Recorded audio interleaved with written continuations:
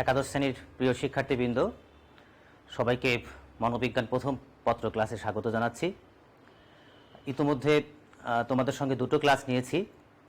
বিশেষ করে গত ক্লাস থেকে আমরা অনেকটাই আমাদের সিলেবাসের মধ্যে ঢুকে পড়তে শুরু করেছি। প্রিয় শিক্ষার্থীবৃন্দ, আমরা প্রথম অধ্যায়ের মধ্যে আছি এবং প্রথম অধ্যায়ের যে বিষয়গুলো গতদিন পড়িয়েছি তারপরে থেকেই আজকে শুরু করতে যাচ্ছি। প্রিয় শিক্ষার্থীবৃন্দ, আমরা আজকে যে বিষয়টা পড়াবো সেটি আমাদের বলা যায় যে মনোবিজ্ঞানকে কিন্তু আমরা বিজ্ঞান বলে থাকি। প্রিয় শিক্ষার্থীবৃন্দ, সেই জায়গা থেকে মনোবিজ্ঞান যে বিজ্ঞান সেটি আমরা আজকের এই ক্লাসের মধ্য দিয়ে একটা বিষয় পরিষ্কার করবার চেষ্টা করব। কোনো একটি বিষয় বিজ্ঞান হতে গেলে কী কী বৈশিষ্ট্যগুলো থাকতে হয় এবং সেই বৈশিষ্ট্যগুলো যদি মনোবিজ্ঞানেরও থাকে তাহলে নিশ্চয়ই মনোবিজ্ঞানকেও আমরা বিজ্ঞান বলতে পারবো। ঠিক সেই জায়গা থেকে আজকে আমাদের প্রথম পত্রের যে ক্লাসটি, সেই ক্লাসটি 3 নম্বর ক্লাস অনুষ্ঠিত হচ্ছে। প্রিয় শিক্ষার্থীবৃন্দ, আমরা একটু দেখে নেব আজকের পাঠের আমাদের পরিচিতির কথা যদি বলি, মনোবিজ্ঞান পরিচিতি নিয়ে কথা বলবো এবং পাঠের উদ্দেশ্য জায়গা থেকেও মনোবিজ্ঞান বিষয় সম্পর্কে তোমাদের এই প্রথম অধ্যায় পড়ে আমার বিশ্বাস যে একটি আগ্রহ সৃষ্টি হবে এবং মনোবিজ্ঞান সম্পর্কে তোমার জানার একটি কৌতূহল সৃষ্টি হবে। সেই জায়গা থেকে প্রথম অধ্যায়টিও রচনা করা আছে। তো আজকের পাঠ সরাসরি যদি বলি, যেমনটা বলছিলাম, বিজ্ঞান হিসাবে মনোবিজ্ঞানের স্থান এবং মনোবিজ্ঞান পাঠের প্রয়োজনীয়তা। আমরা ঠিক আজকের এই পাঠ শেষে যে বিষয়গুলো আমরা আত্মস্থ করতে পারবো, বিজ্ঞানের সংজ্ঞা বলতে পারবো, বিজ্ঞান হিসাবে মনোবিজ্ঞানের স্থান তোমরা বর্ণনা করতে পারবে এবং মনোবিজ্ঞান পাঠের যে প্রয়োজনীয়তা আছে সেই প্রয়োজনীয়তাগুলো তোমরা ব্যাখ্যা করতে পারবে। প্রিয় শিক্ষার্থীবৃন্দ, যেহেতু আমরা একই অধ্যায়ের মধ্যে আছি, কাজেই আমাদের একটি ধারাবাহিকভাবে আমাদের আলোচনা চলছে এবং গত ক্লাসটি যারা করেছো তারা নিশ্চয়ই আজকের ক্লাসটি তাদের বুঝতে একটু সহজ হবে। সেই জায়গা থেকে আমরা একটু দেখে আসি গত ক্লাসে আমরা কি বিষয়গুলো নিয়ে আলোচনা করেছিলাম। ফিরে দেখা গত ক্লাসের পাঠ। আমরা গত ক্লাসে তোমাদের মনে পড়বে আমরা মনোবিজ্ঞানের বিষয়বস্তু পড়েছিলাম এবং এই বিষয়বস্তু পড়তে গিয়ে আমরা এরকম কতগুলো বিষয় জেনেছিলাম যে মনোবিজ্ঞানের বিষয়বস্তুর মধ্যে আছে আচরণ এবং আরেকটি বিষয় আছে মানসিক প্রক্রিয়া। এবং আচরণ এবং মানসিক প্রক্রিয়া বলতে কি বোঝায় এগুলোও কিন্তু আমরা গত ক্লাসে আলোচনা করেছি। তোমরা একটু খালি স্লাইডগুলো যদি দেখো তোমাদের মনে পড়ে যাবে গত দিনের ক্লাসটি। সেই জায়গা থেকে আমি শুধুমাত্র তোমাদের একটু স্লাইডগুলো দেখিয়ে যাব। আমরা আচরণের সংজ্ঞা পড়ার পরে আচরণের প্রকারভেদ পড়েছিলাম। আচরণকে 3টি দৃষ্টিভঙ্গি থেকে 3 ভাবে ভাগ করা যায়। এখানে একটু বলে রাখি, একটি আরেকটি কিন্তু বিপরীত একটি অবস্থা নয়। সমস্ত আচরণগুলোকেই সামগ্রিক এবং খণ্ডিতভাবে ভাগ করা যায়, আবার সমস্ত আচরণগুলোকে ঐচ্ছিক এবং অনৈচ্ছিকভাবে ভাগ করা যায়, আবার সমস্ত আচরণগুলোকেই বাহ্যিক এবং অভ্যন্তরীণভাবে ভাগ করা সুযোগটি আছে। কাজে একটি আরেকটির কিন্তু বলতে গেলে বিপরীত কোনো অবস্থা নয়, এক একটা দৃষ্টিভঙ্গি থেকে এক একভাবে এখানে আচরণকে ভাগ করা হয়েছে। আমরা গতদিন সেগুলো পরিষ্কার হয়েছি। ঠিক তোমাদের মনে পড়বে সামগ্রিক আচরণ, খণ্ডিত আচরণ, ঐচ্ছিক আচরণ। নিশ্চয়ই ছবিটা দেখে তোমাদের মনে পড়ছে এটি ঐচ্ছিক আচরণ ছিল। তোমরা উত্তর দিয়েছো অনেকেই, ঠিক এটাই তোমরা বলেছো ঐচ্ছিক আচরণ। এরপরে এই ছবিটা যখন আসে তখন তোমরা বলেছিলে এটি হচ্ছে অনৈচ্ছিক আচরণ এবং এরকম একটি হার্টবিট যখন হয় তখন আমরা বুঝি এটি আমাদের নিয়ন্ত্রণের মধ্যে থাকে না, এটি হচ্ছে অনৈচ্ছিক আচরণ। ম্যাক্সিমাম শিক্ষার্থীরা কিন্তু তোমরা উত্তর দিতে পেরেছো। যারা উত্তর দিয়েছো তাদেরকে বিশেষভাবে ধন্যবাদ জানাই। তোমরা ক্লাসে সক্রিয়ভাবে আছো এবং তোমরা চেষ্টা করছো ক্লাসগুলোকে ধরবার, এবং আমার খুব ভালো লাগছে যে ক্লাসে থেকেই তোমরা বিষয়গুলোকে আত্মস্থ করতে পারছো। মানসিক প্রক্রিয়া সম্পর্কেও আমরা গত ক্লাসে কথা বলেছি। ঠিক মানসিক প্রক্রিয়াকে ঘিরে, বিষয়বস্তুকে ঘিরে আমরা বিশেষ কতগুলো পয়েন্ট নিয়ে আমরা আলোচনা করেছি। প্রত্যেকটি পয়েন্ট ধরে ধরে কিন্তু আমরা গত ক্লাসে আলোচনা করেছি। প্রিয় শিক্ষার্থীবৃন্দ, এরপরে মনোবিজ্ঞানের যে পরিধি, সেই পরিধিও আমরা খেয়াল করেছি। পরিধির সঙ্গে বিষয়বস্তুর অনেকটাই মিল আছে। ঠিক আচরণ এবং মানসিক প্রক্রিয়া এই দুটি বিষয়বস্তুর মধ্যেও আছে, পাশাপাশি পরিধিকে কেন্দ্র করে জৈব সামাজিক প্রক্রিয়া বলে আরেকটি বিষয় যুক্ত হয়েছে। এরপরে আমরা আরেকটি শিখনফল পড়েছিলাম মনোবিজ্ঞানের শাখাসমূহ, এবং মনোবিজ্ঞানের যে অসংখ্য শাখা আছে সেগুলো আমরা জেনেছি। বিশেষ করে আমরা 17টা শাখা সম্পর্কে গত ক্লাসে একটা আলোচনার জায়গায় আমরা গিয়েছিলাম এবং তোমাদের মনে পড়বে যে এখান থেকে আবার তোমাদের সিলেবাসকে ঘিরে আমরা পাঠ্যসূচিকে ঘিরে আরেকটু বলেছিলাম 5টি শাখা সম্পর্কে একটু ভালোভাবে তোমাদেরকে পড়তে বলেছিলাম। প্রিয় শিক্ষার্থীবৃন্দ, তোমাদের নিশ্চয়ই মনে পড়ছে। ঠিক এভাবে একটু দেখে যাই আমরা আসলে কি পড়েছিলাম। পরীক্ষণ মনোবিজ্ঞান একটি শাখা ছিল, সেখানে এই ছবিগুলো আমরা দেখেছিলাম। চিকিৎসা মনোবিজ্ঞান, শিক্ষা মনোবিজ্ঞান, শিল্প সাংগঠনিক মনোবিজ্ঞান, বিকাশ মনোবিজ্ঞান, শিশু মনোবিজ্ঞান, সমাজ মনোবিজ্ঞান, শারীরবৃত্তীয় মনোবিজ্ঞান, নিশ্চয়ই ছবিগুলো দেখলে পরে তোমাদের মনে পড়ে যাবে গত দিনের ক্লাসে আমরা কি কি পড়েছিলাম। উপদেশনা ও নির্দেশনা মনোবিজ্ঞান, প্রকৌশল মনোবিজ্ঞান, অস্বাভাবিক মনোবিজ্ঞান, প্রাণী মনোবিজ্ঞান, তুলনামূলক মনোবিজ্ঞান, মানুষের সঙ্গে প্রাণীর যে আচরণের একটি তুলনামূলক বিষয় আছে সেইটিকে আমরা এই শাখার মধ্য দিয়ে আলোচনা করেছি প্রিয় শিক্ষার্থীবৃন্দ। পরিসংখ্যান মনোবিজ্ঞান, ভোক্তা মনোবিজ্ঞান এবং লাস্ট ওয়ান অপরাধ মনোবিজ্ঞান বা ক্রাইম সাইকোলজি নিয়ে কিন্তু কথা আমরা বলেছি গত ক্লাসে প্রিয় শিক্ষার্থীবৃন্দ। আমরা এই জন্য একটু দেখে নিলাম, আমাদের এখন ক্লাসটি বুঝতে একটু সহজ হয়ে যাবে। বিশেষ করে যারা ক্লাস করতে পারোনি তারাও অন্তত বুঝে গেলে যে তুমি কতটুকু তুমি মিস করেছো বা কতটুকু তুমি শিখতে পারোনি। এবং আজকের ক্লাসেও দেখবে যে এই শাখাগুলো বিষয়গুলো সম্পর্কে কিন্তু আজকের ক্লাসেও কিছু কিছু বিষয় পড়াতে গেলে আলোচনা চলে আসবে, তোমরা বুঝতে পারবে। এই পাঁচটিকে আমরা একটু ভালোভাবে পড়তে বলেছিলাম প্রিয় শিক্ষার্থীবৃন্দ। ঠিক তারপরে গত ক্লাসে নিশ্চয়ই আমরা প্রথম ক্লাসে যারা ক্লাস করেছিলে তাদের রোলগুলো কিন্তু আমি উপস্থাপন করেছিলাম এবং তাদেরকে ধন্যবাদ এবং অভিনন্দন জানিয়েছিলাম। পাশাপাশি যারা রোল দিতে পারোনি কিন্তু ক্লাসে ছিলে, সক্রিয় ছিলে, সেটাও কিন্তু গত ক্লাসে আমি তাদেরকে অভিনন্দন জানিয়েছি। পাশাপাশি বলেছি যারা ক্লাসটি করতে পারোনি তারাও কিন্তু ক্লাসটি করবে এবং তারাও একটু রোলটি সেখানে যুক্ত করবার চেষ্টা করবে। সবাইকেই অভিনন্দন জানাচ্ছি প্রিয় শিক্ষার্থীবৃন্দ। এই নিয়ে কিন্তু আমাদের গত ক্লাসটি ছিল, নিশ্চয়ই তোমাদের মনে পড়ছে। আমরা চলে আসি আজকের পাঠ। আজকের পাঠে আসতে গেলেও আমরা তার আগে একটু দেখে নিতে চাই ঠিক 2 নং যে ক্লাসটি হয়েছিল সেই 2 নং ক্লাসে তোমরা যারা উপস্থিত ছিলে তাদেরকেও একটু অভিনন্দন জানিয়ে নেই। রোল নাম্বার 401, 403, 404, 405, 406, 411, 420, 423, 424, 430, 437, 442, 444, 447, 448, 449, 452, 459, 463, 471, 475, 478, 479, 480, 481, 483, 487, 490, 494, 495, 497, 498, 499 এবং তাদেরকে আমি ধন্যবাদ এবং অভিনন্দন জানিয়েছি। পাশাপাশি আমি দেখেছি আরও অনেক শিক্ষার্থীরা সেখানে যুক্ত ছিলে, তোমরা নামগুলো হয়তো সেখানে আছে কিন্তু রোলগুলো সেখানে নেই বলে আমি এই তালিকায় তোমাদেরকে যুক্ত করতে পারিনি। তোমাদের সবাইকে ধন্যবাদ জানাই, অভিনন্দন জানাই প্রিয় শিক্ষার্থীবৃন্দ। তোমরা ক্লাসরুমে আছো, এই প্রক্রিয়ার সঙ্গে তোমরা আছো এবং নিশ্চয়ই আগামীতে একটু চেষ্টা করবে তোমাদের একটু যদি তোমাদের রোলগুলো দিয়ে দিতে পারো তাহলে নিশ্চয়ই আমরা পরবর্তী ক্লাসে তোমাদের রোলগুলোকে যুক্ত করে আরেকটু অভিনন্দনের জায়গায় নিয়ে আসতে পারি। আর আমি তোমাদেরকে বরাবরই বলেছি ঠিক 1 মাস পরে তোমাদের জন্য নিশ্চয়ই যারা সবগুলো ক্লাস করেছো তাদের জন্য একটি বিশেষ পুরস্কারের ব্যবস্থা থাকবে। সেই পুরস্কারটি অনলাইনে এবং তোমরা যখন সশরীরে কলেজে আসবে সেটিও নিশ্চয়ই পাওয়ার সুযোগটি থাকবে প্রিয় শিক্ষার্থীবৃন্দ। আমরা একটু চলে যাই আমাদের আজকের পাঠ। আমরা প্রথম শিখন ফলটি রেখেছিলাম বিজ্ঞান হিসাবে মনোবিজ্ঞান, এটা সম্পর্কে তোমরা জানতে পারবে। তারই অংশ হিসাবে আমরা প্রথমে একটু বলে নেই বিজ্ঞান বলতে কি বোঝায় এবং তারপরে আমরা আসি যে এই বিজ্ঞান কি করে মনোবিজ্ঞানের সঙ্গে যুক্ত হয়ে মনোবিজ্ঞান একটি বিজ্ঞানের পর্যায়ে উন্নীত হয়েছে সেই জায়গাটি ব্যাখ্যার জায়গায় আমরা যাব প্রিয় শিক্ষার্থীবৃন্দ। সবার আগে আমরা যদি একটু এভাবে খেয়াল করি যে তোমরা একটু সবার আগে আমার একটু কথার দিকে খেয়াল করো, তারপরে আমরা একটু স্লাইডের দিকে না হয় যাই। বিজ্ঞান বলতে আসলে কি বোঝায়? বিজ্ঞান শব্দটা সম্পর্কে তোমরা ঠিক ছোট ক্লাস থেকেই পড়ে এসছো। বিজ্ঞান বলতে আমরা বুঝি বিশেষ জ্ঞান। ঠিক এই বিশেষ জ্ঞান অর্থে কিন্তু অনেকগুলো বিষয়ে কিন্তু বিশেষ জ্ঞান এবং সেগুলো কিন্তু বিজ্ঞান। ঠিক আমরা যদি বলি পদার্থবিজ্ঞান, বিজ্ঞান, রসায়ন বিজ্ঞান, ঠিক এমনিভাবে বিজ্ঞান কিন্তু রাষ্ট্রবিজ্ঞানের সঙ্গেও আছে, সমাজ বিজ্ঞানের সঙ্গে আছে, হিসাব বিজ্ঞানের সঙ্গে আছে, এরকম কিন্তু অনেক সাবজেক্টের সঙ্গে কিন্তু বিজ্ঞান শব্দটি যুক্ত আছে এবং এই অর্থে সবগুলোই কিন্তু বিজ্ঞান, একটি বিশেষ জ্ঞান, প্রত্যেকটি একটি একটি করে বিশেষ জ্ঞান, এই অর্থে কিন্তু সেগুলো বিজ্ঞান। পাশাপাশি আমরা যদি আবার এরকম একটু বুঝি, তোমরা যখন দেখবা যে অনেকে বলে যে বিজ্ঞান শাখায় ভর্তি হয়েছে, অনেকে বলে মানবিক শাখায় ভর্তি হয়েছে এবং তার পরিপ্রেক্ষিতে কিন্তু সাবজেক্ট কত জায়গা থেকেও কিছু কিছু পার্থক্যের জায়গা আছে। তো আমরা এইখানে বিজ্ঞান বলতে যে বিজ্ঞানের কথা বলবো সেই বিশেষ জ্ঞান অর্থে বিজ্ঞান তো বটেই, পাশাপাশি কিছু কিছু বিজ্ঞান থাকে যে বিজ্ঞানগুলোকে গবেষণাগারের মধ্য দিয়ে, পরীক্ষা নিরীক্ষার মধ্য দিয়ে সর্বজন গ্রাহ্যভাবে একটা বিষয়কে উপস্থাপন করবার একটি সুযোগ থাকে এবং যে কোনো সময় সেটাকে পুনরাবৃত্তি করা যায়, পরীক্ষা নিরীক্ষা করে দেখা যায় এবং সার্বজনীনভাবে সবাই সেটাকে স্বীকার করতেও কিন্তু সক্ষম হয়। অনেকটাই বলা যায় সেই বিজ্ঞানের একটি বড় অংশ কিন্তু গবেষণাগার বেস বিজ্ঞান বা পরীক্ষাগার বেস বিজ্ঞান।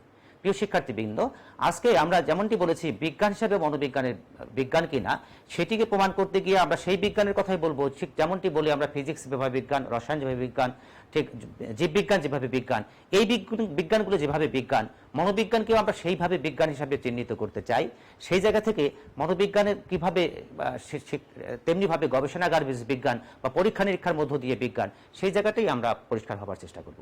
প্রিয় শিক্ষার্থীবৃন্দ, আমরা অনেক সময় অনেক জ্ঞান দেখে থাকি, সেগুলোকে ব্যক্তিগত বিশেষ জ্ঞান। আমরা দেখি কবি, সাহিত্যিক তারা যেসব বিষয়গুলো রচনা করেন, যেগুলো লেখেন, সেগুলো কিন্তু এক ধরনের বিশেষ জ্ঞান।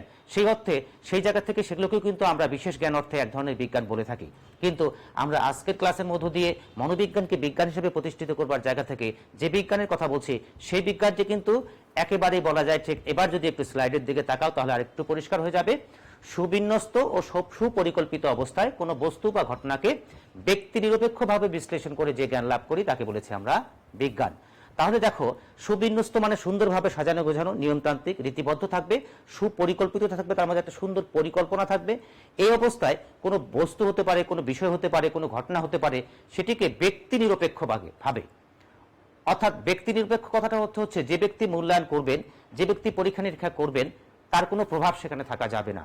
আমরা জানি যে বিশেষ কিছুর ক্ষেত্রে ব্যক্তির প্রভাব থেকে যায়, আর ব্যক্তির প্রভাব যখন থাকে তখন কিন্তু সেটাকে আমরা ব্যক্তি নিরপেক্ষ বলতে পারি না, সেটাকে আমরা বলি ব্যক্তিনিষ্ঠ। কিন্তু আমাদের বিজ্ঞানের বিষয়গুলো হতে হবে ব্যক্তি নিরপেক্ষ, বা এটাকে আরেকটু অন্যভাবে বলতে পারি বস্তুনিষ্ঠ, বা তার অবজেক্টিভিটি থাকতে হবে। প্রিয় শিক্ষার্থীবৃন্দ, সেই জায়গা থেকে আমরা এভাবে বলতে পারি, আমরা সেই বিজ্ঞান নিয়ে কথা বলছি যে বিজ্ঞানটি সুবিন্যস্ত, সুপরিকল্পিত, এবং এর মধ্য দিয়ে কোনো বিষয় বা বস্তুকে ব্যক্তি নিরপেক্ষভাবে বা বস্তুনিষ্ঠভাবে বিশ্লেষণ করে যে জ্ঞানটি লাভ করা যায় সেই জ্ঞানটিকে বলেছি আমরা বিজ্ঞান।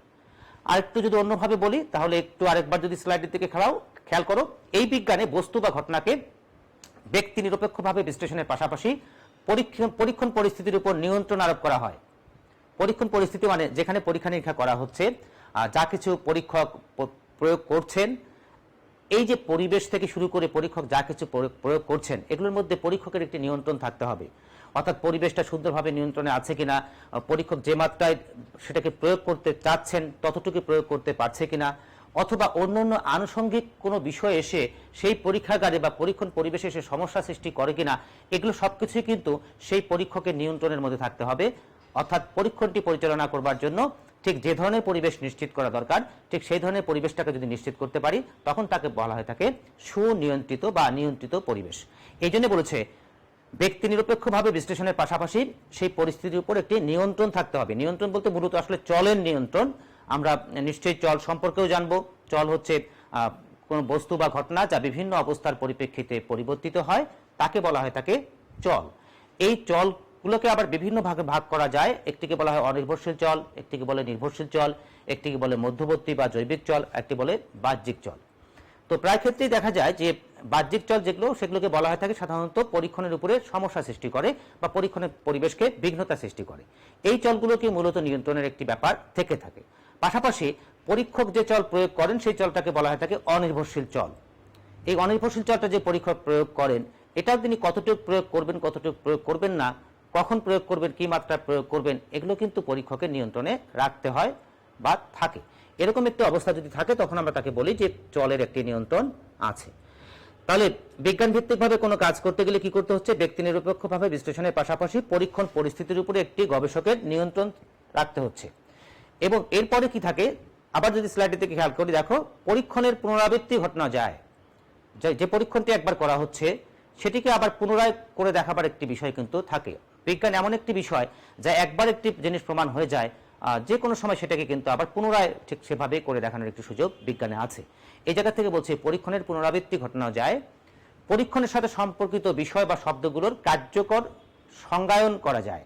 অর্থাৎ একটি শব্দ কিন্তু বিভিন্ন সময় বিভিন্ন অর্থে ব্যবহৃত হতে পারে, কিন্তু আমি আমার গবেষণায় বা আমার নির্দিষ্ট বিষয়ের ক্ষেত্রে সেই শব্দটি কি অর্থে ব্যবহার করেছি এটির একটি সংজ্ঞায়ন থাকতে হবে, কার্যকর সংজ্ঞায়ন থাকতে হবে। যেমন বলতে পারি পরিবেশ একটি শব্দ, একটি ব্যাপক অর্থে ব্যবহৃত হয়ে থাকে। যেমন যদি বলি যে আমাদের কলেজের পরিবেশ খুবই সুশৃঙ্খল, আবার যদি বলি কলেজের যে প্রাকৃতিক সৌন্দর্য আছে এটিও খুব সুন্দর একটি পরিবেশের মধ্য দিয়ে রয়েছে। তাহলে একদিকে কলেজের ছাত্র শিক্ষকের মধ্যে যে একটি শৃঙ্খলার জায়গাটি, এটিও যেমন একটি পরিবেশ, আবার আমি প্রাকৃতিক পরিবেশের কথা বলি সেটাও একটি পরিবেশ। তো এই পরিবেশ শব্দ কিন্তু বিভিন্ন অর্থে ব্যবহৃত হতে পারে। তো আমি আমার পরীক্ষণের ক্ষেত্রে বা আমার গবেষণার ক্ষেত্রে এই শব্দটাকে কি অর্থে ব্যবহার করেছি এটির একটি কিন্তু অপারেশনাল ডেফিনিশন অথবা কার্যকর একটি সংজ্ঞা কিন্তু এখানে থাকতে হবে। এরপরে বলেছে পরীক্ষণের যথার্থতা প্রমাণ করা যায়। যথার্থতা মানে ভেরিফিকেশন, ভেরিফাই করে দেখা। বিজ্ঞান কোনো কিছু আবিষ্কার করলে পরে যে কেউ যেটা যে কোনো সময় যে কোনো পরিস্থিতি সেটাকে বলতে পারে এটাকে আমি চ্যালেঞ্জ করে বসলাম, এটা হয়তো হবে না। তাহলে কি করতে হবে, তাকেও ঠিক সেই সব বিষয়গুলোকে প্রত্যেকটি বিষয় কিন্তু তাকে সেভাবে কিন্তু দেখিয়ে দেওয়ার একটা ক্ষমতা থাকতে হবে। অর্থাৎ যে যে শর্তগুলো সাপেক্ষে একটা বিষয় আবিষ্কৃত হয়েছে অন্য কেউ সেই শর্তগুলোকে ভেরিফাই করে দেখবেন সত্যি সত্যি তিনি সেই সব জিনিসগুলোকে মেনটেন করেছে কিনা, অর্থাৎ যথাযথভাবে সেটাকে প্রমাণ করে দেখবেন সে যা কিছু বলছে তার সব ঠিকঠাকভাবে আছে কিনা। আরেকটি টিম, আরেকটি সংস্থা অথবা আরেকটি কার্যকর কোনো বডি যারা এটাকে ভেরিফাই করে দেখেন, যেটাকে এটা যাচাই বাছাই করে দেখেন, তারা এটাকে যাচাই বাছাই করে দেখতে পারেন। এবং সর্বোপরি এর মধ্য দিয়ে কি হয়, বিজ্ঞান একটি সাধারণ সিদ্ধান্তে উপনীত হতে পারে। প্রিয় শিক্ষার্থীবৃন্দ, তাহলে দেখো আমরা যে বিজ্ঞানের কথা বলছি সেই বিজ্ঞানটি কেমন বিজ্ঞান, সেই বিজ্ঞানের বিষয়বস্তুগুলোকে বা ঘটনাগুলোকে কি করা হবে, ব্যক্তি নিরপেক্ষভাবে বিশ্লেষণ করা হবে। সেই পরিবেশ পরিস্থিতির উপরে একটা পরীক্ষকের নিয়ন্ত্রণ থাকবে। সেই পরীক্ষণটা করার পরে সেটাকে আবার যে কেউ বললে পরে সেটাকে আবার পুনরাবৃত্তি করে দেখানো যাবে। পরীক্ষণের সঙ্গে সম্পর্কিত যে বিষয়গুলো আছে সেগুলোর একটি কার্যকর সংজ্ঞা বা অপারেশনাল ডেফিনিশন অথবা বিজ্ঞান ভিত্তিক একটি সংজ্ঞায়ন থাকতে হবে। পাশাপাশি যে কেউ যে কোনো সময় এটাকে আমি এটাকে যাচাই বাছাই করে দেখতে চাই, ভেরিফাই করে দেখতে চাই সব ঠিকঠাক মতো আছে কি নেই, ঠিক সেই কাজটি করার সুযোগও কিন্তু সেখানে আছে। সর্বোপরি সব যদি ঠিকঠাক থাকে তাহলে আমরা নিশ্চয়ই একটি সাধারণ সিদ্ধান্তে উপনীত হতে পারি। সাধারণ সিদ্ধান্ত বলতে কি, আমরা যা কিছু পেলাম তার পরিপ্রেক্ষিতে আমরা একটি বিষয় পেলাম যে হয়তো আমরা সেই কাজটি করতে গিয়ে অল্প কয়েকজনের উপর ভিত্তি করে সেই কাজটি করেছি, হয়তো 10 জনের উপর ভিত্তি করে আমার পরীক্ষা নিরীক্ষাটি হয়েছে। এখন দেখা যাবে সেই 10 জনের মতো আরও 2000 মানুষ আছে, ঠিক 10 জনের উপর ভিত্তি করে যে ফলাফলটি পেয়েছি ঠিক একই ধরনের বৈশিষ্ট্যের যদি আবার আরও 200 জন মানুষ থেকে থাকে তাদের ক্ষেত্রেও নিশ্চয়ই এই বিষয়টি একইভাবেই প্রযোজ্য হবে, একইভাবে কার্যকর হবে। এরকম একটি জায়গা থেকে বিজ্ঞান কি করে থাকে, একটি সাধারণ সিদ্ধান্তে উপনীত হতেও একটি ভূমিকা পালন করে থাকে। প্রিয় শিক্ষার্থীবৃন্দ, ঠিক এই বিজ্ঞানকে নিয়ে আমরা আজকে কথা বলবো। ঠিক এরকম একটি বিজ্ঞান মনোবিজ্ঞান কিনা সেটাই আমরা আলোচনা করবার চেষ্টা করব। প্রিয় শিক্ষার্থীবৃন্দ, এখন আমরা একটু দেখে নেই কোনো বিষয় বিজ্ঞান হতে গেলে কি কি বিষয়গুলো থাকতে হয় অথবা বিজ্ঞান কি কি বিষয়ের উপর ভিত্তি করে বিজ্ঞান প্রতিষ্ঠিত হয়। ঠিক নিম্নের যে 5টি বিষয় এখানে দেখতে পাচ্ছ, বিষয়বস্তু, সাবজেক্ট ম্যাটার, বৈজ্ঞানিক পদ্ধতি বা সায়েন্টিফিক মেথড, বৈজ্ঞানিক দৃষ্টিভঙ্গি বা সায়েন্টিফিক আউটলুক, প্রয়োগশীলতা বা অ্যাপ্লিকেবিলিটি, আর লাস্ট ওয়ান লিখেছি ভবিষ্যৎবাণী বা প্রেডিকশন। এই 5টি বিষয় যদি কোনো একটা বিষয়ের সঙ্গে যুক্ত থাকে তাহলে আমরা সেটাকে বলতে পারি বিজ্ঞান। তাহলে আমরা দেখব যে এই যে 5টি বৈশিষ্ট্য, এই 5টি বৈশিষ্ট্য বলতে কি বোঝায় এবং এই 5টি বৈশিষ্ট্য মনোবিজ্ঞানের মধ্যেও আছে কিনা। যদি থাকে তাহলে মনোবিজ্ঞানকে নিশ্চয়ই আমরা বলবো বিজ্ঞান। প্রিয় শিক্ষার্থীবৃন্দ, সবার আগে আমাদের এসছে 1 নম্বরে বিষয়বস্তু বা সাবজেক্ট ম্যাটার। তো এখানে একটু বলে রাখি যে বিষয়বস্তু বা সাবজেক্ট ম্যাটার, বিষয়বস্তু নিশ্চয়ই প্রত্যেকটি সাবজেক্টেই আছে। যে বিজ্ঞানগুলোর কথা বলছি সেই বিজ্ঞানগুলোতেও যেমন আছে, আবার যে বিজ্ঞানগুলোকে আমরা ঠিক এই ধরনের বিজ্ঞান বলছি না তাদেরও কিন্তু বিষয়বস্তু আছে। এমন কোনো সাবজেক্ট নেই বা এমন কিছু তোমরা পড়ছো না যে বিষয়ের সঙ্গে বিষয়বস্তু জড়িত নেই। বিষয়বস্তু থাকলেই সেটি বিজ্ঞান হবে এমনটি কিন্তু নয়। তাহলে বিষয়বস্তু থাকবে, পাশাপাশি আবার বিজ্ঞানের বিষয়বস্তু সেটি হতে হবে। আর বিজ্ঞানের বিষয়বস্তু যদি হয় তাহলে বলতে পারবো আমরা সেই বিষয়বস্তুর দিক থেকে এটি বিজ্ঞান। তাহলে বিজ্ঞানের বিষয়বস্তু কোনগুলো, ঠিক স্লাইডের দিকে একটু খেয়াল করলে দেখো, বিজ্ঞানের বিষয়বস্তু হতে গেলে এমনটি হতে হবে সেটাকে পর্যবেক্ষণযোগ্য হতে হবে। বিজ্ঞান হবে এরকম একটি বিষয়বস্তু কেন্দ্রিক যা পর্যবেক্ষণ করা যায়। পর্যবেক্ষণ মানে কি, দেখা যায়, যেটা আমরা বাস্তবতা খুঁজে পাই, যে কেউ যে কোনো সময় সেটাকে দেখতে চাইলে পরে সেটাকে দেখিয়ে দেওয়া যায়। ঠিক মনোবিজ্ঞানকেও কিন্তু পর্যবেক্ষণ করা যায়। মনোবিজ্ঞান আমরা বলেছি আচরণের বিজ্ঞান। একটা সময় মনোবিজ্ঞানকে বলা হতো, যখন বিজ্ঞান হিসেবে প্রতিষ্ঠিত করতে পারা যায়নি তখন বলা হতো মনোবিজ্ঞান আত্মার বিজ্ঞান, মনোবিজ্ঞান চেতনার বিজ্ঞান। এগুলোকে কিন্তু পর্যবেক্ষণ করা যেত না, সেগুলোকে দেখা যেত না। যে কেউ প্রমাণ করতে বললে গবেষণাগারে সেটাকে দেখিয়ে দেওয়ার সুযোগটি কিন্তু ছিল না। কিন্তু যখন থেকে বলি মনোবিজ্ঞান আচরণ বিজ্ঞান, আচরণটাকে দেখা যায়, আচরণটাকে পর্যবেক্ষণ করা যায়, যে কেউ যে কোনো সময় যদি বলে এটাকে প্রমাণ করেও কিন্তু তার সামনে উপস্থিত করা যায়।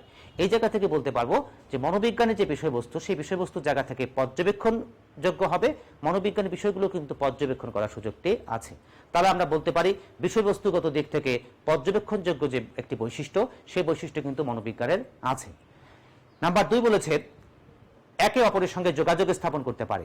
বিজ্ঞান এমন একটি বিষয় যা কি করে থাকে, মানুষের সঙ্গে মানুষের একটি যোগাযোগ স্থাপন করে দেয়, কোনো একটা আবিষ্কার তা মানুষের দৈনন্দিন ব্যবহারের ক্ষেত্রে একটি যোগসূত্র স্থাপন করে দেয়। পৃথিবীর যে কোনো জায়গায় যে কোনোভাবে একটি বিষয় আবিষ্কার হোক না কেন, বিজ্ঞানী যখন সেটিকে তার ভাষার মধ্য দিয়ে প্রকাশ করেন, সেই ভাষাটি কিন্তু সর্বজন গ্রাহ্য একটি ভাষা, সবার বোঝার মতো একটি ভাষায় রূপান্তরিত হয়, এবং সেই ভাষার মধ্য দিয়ে কিন্তু আমরা সবাই সেটাকে বুঝতে পারি, এবং পৃথিবীর যে কোনো জায়গা থেকে কিন্তু সেই বিজ্ঞানটাকে আমরা সুন্দরভাবে অনুধাবন করতে পারি। অর্থাৎ তার সেই আবিষ্কারটা কিন্তু যা কিছু তিনি করেছেন তা কিন্তু যোগাযোগ স্থাপন করতে পারছে। অর্থাৎ পৃথিবীর যে কোনো জায়গা থেকে যে কোনোভাবেই কিন্তু সেটাকে আমরা বিজ্ঞান হিসেবে প্রতিষ্ঠিত করতে পারছি।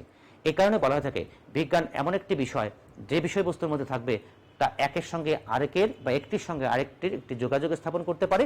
এই যোগাযোগের মধ্য দিয়ে কি হয়, যোগাযোগের মধ্য দিয়ে আমরা সবাই সেটাকে বুঝতে পারি, সবাই সেটাকে ধরতে পারি, এবং সেটা সার্বজনীন একটি রূপ দেওয়ার একটি সুযোগ থাকে। প্রিয় শিক্ষার্থীবৃন্দ, এরপরে বলেছে বিষয়বস্তু প্রমাণযোগ্য হতে হবে। বিজ্ঞানের বিষয়বস্তু হতে গেলে তাকে অবশ্যই প্রমাণ করবার ক্ষমতা থাকতে হবে। যে বিষয়বস্তু নিয়ে কথা বলছি তা যে কেউ যদি বলে যে না এটাকে প্রমাণ করে দেন, সেটাকে নিশ্চয়ই গবেষণাগারে অথবা অন্য কোনোভাবে সেটাকে কিন্তু প্রমাণ করবার একটি সুযোগ আছে। তো বিষয়বস্তু যদি প্রমাণযোগ্য হয়, যেটা প্রমাণ, যে কোনো কিছু প্রমাণ মানে হচ্ছে সেটি সর্বজন গ্রহণযোগ্য একটি বিষয় কিন্তু হবে, সবাই সেটি মেনে নিতে বাধ্য হবে।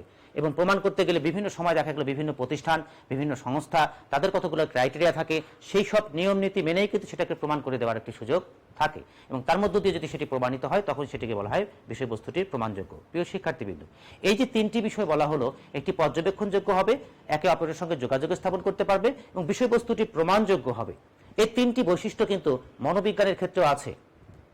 মনোবিজ্ঞানের বিষয়গুলোকে পর্যবেক্ষণ করা যায়, মনোবিজ্ঞান আবিষ্কারের পরিপ্রেক্ষিতে এটি সংযোগ স্থাপন করতে পারে, এবং মনোবিজ্ঞানের বিষয়গুলোকে কিন্তু আমরা গবেষণাগারে প্রমাণ করবার একটি সুযোগও কিন্তু পাই।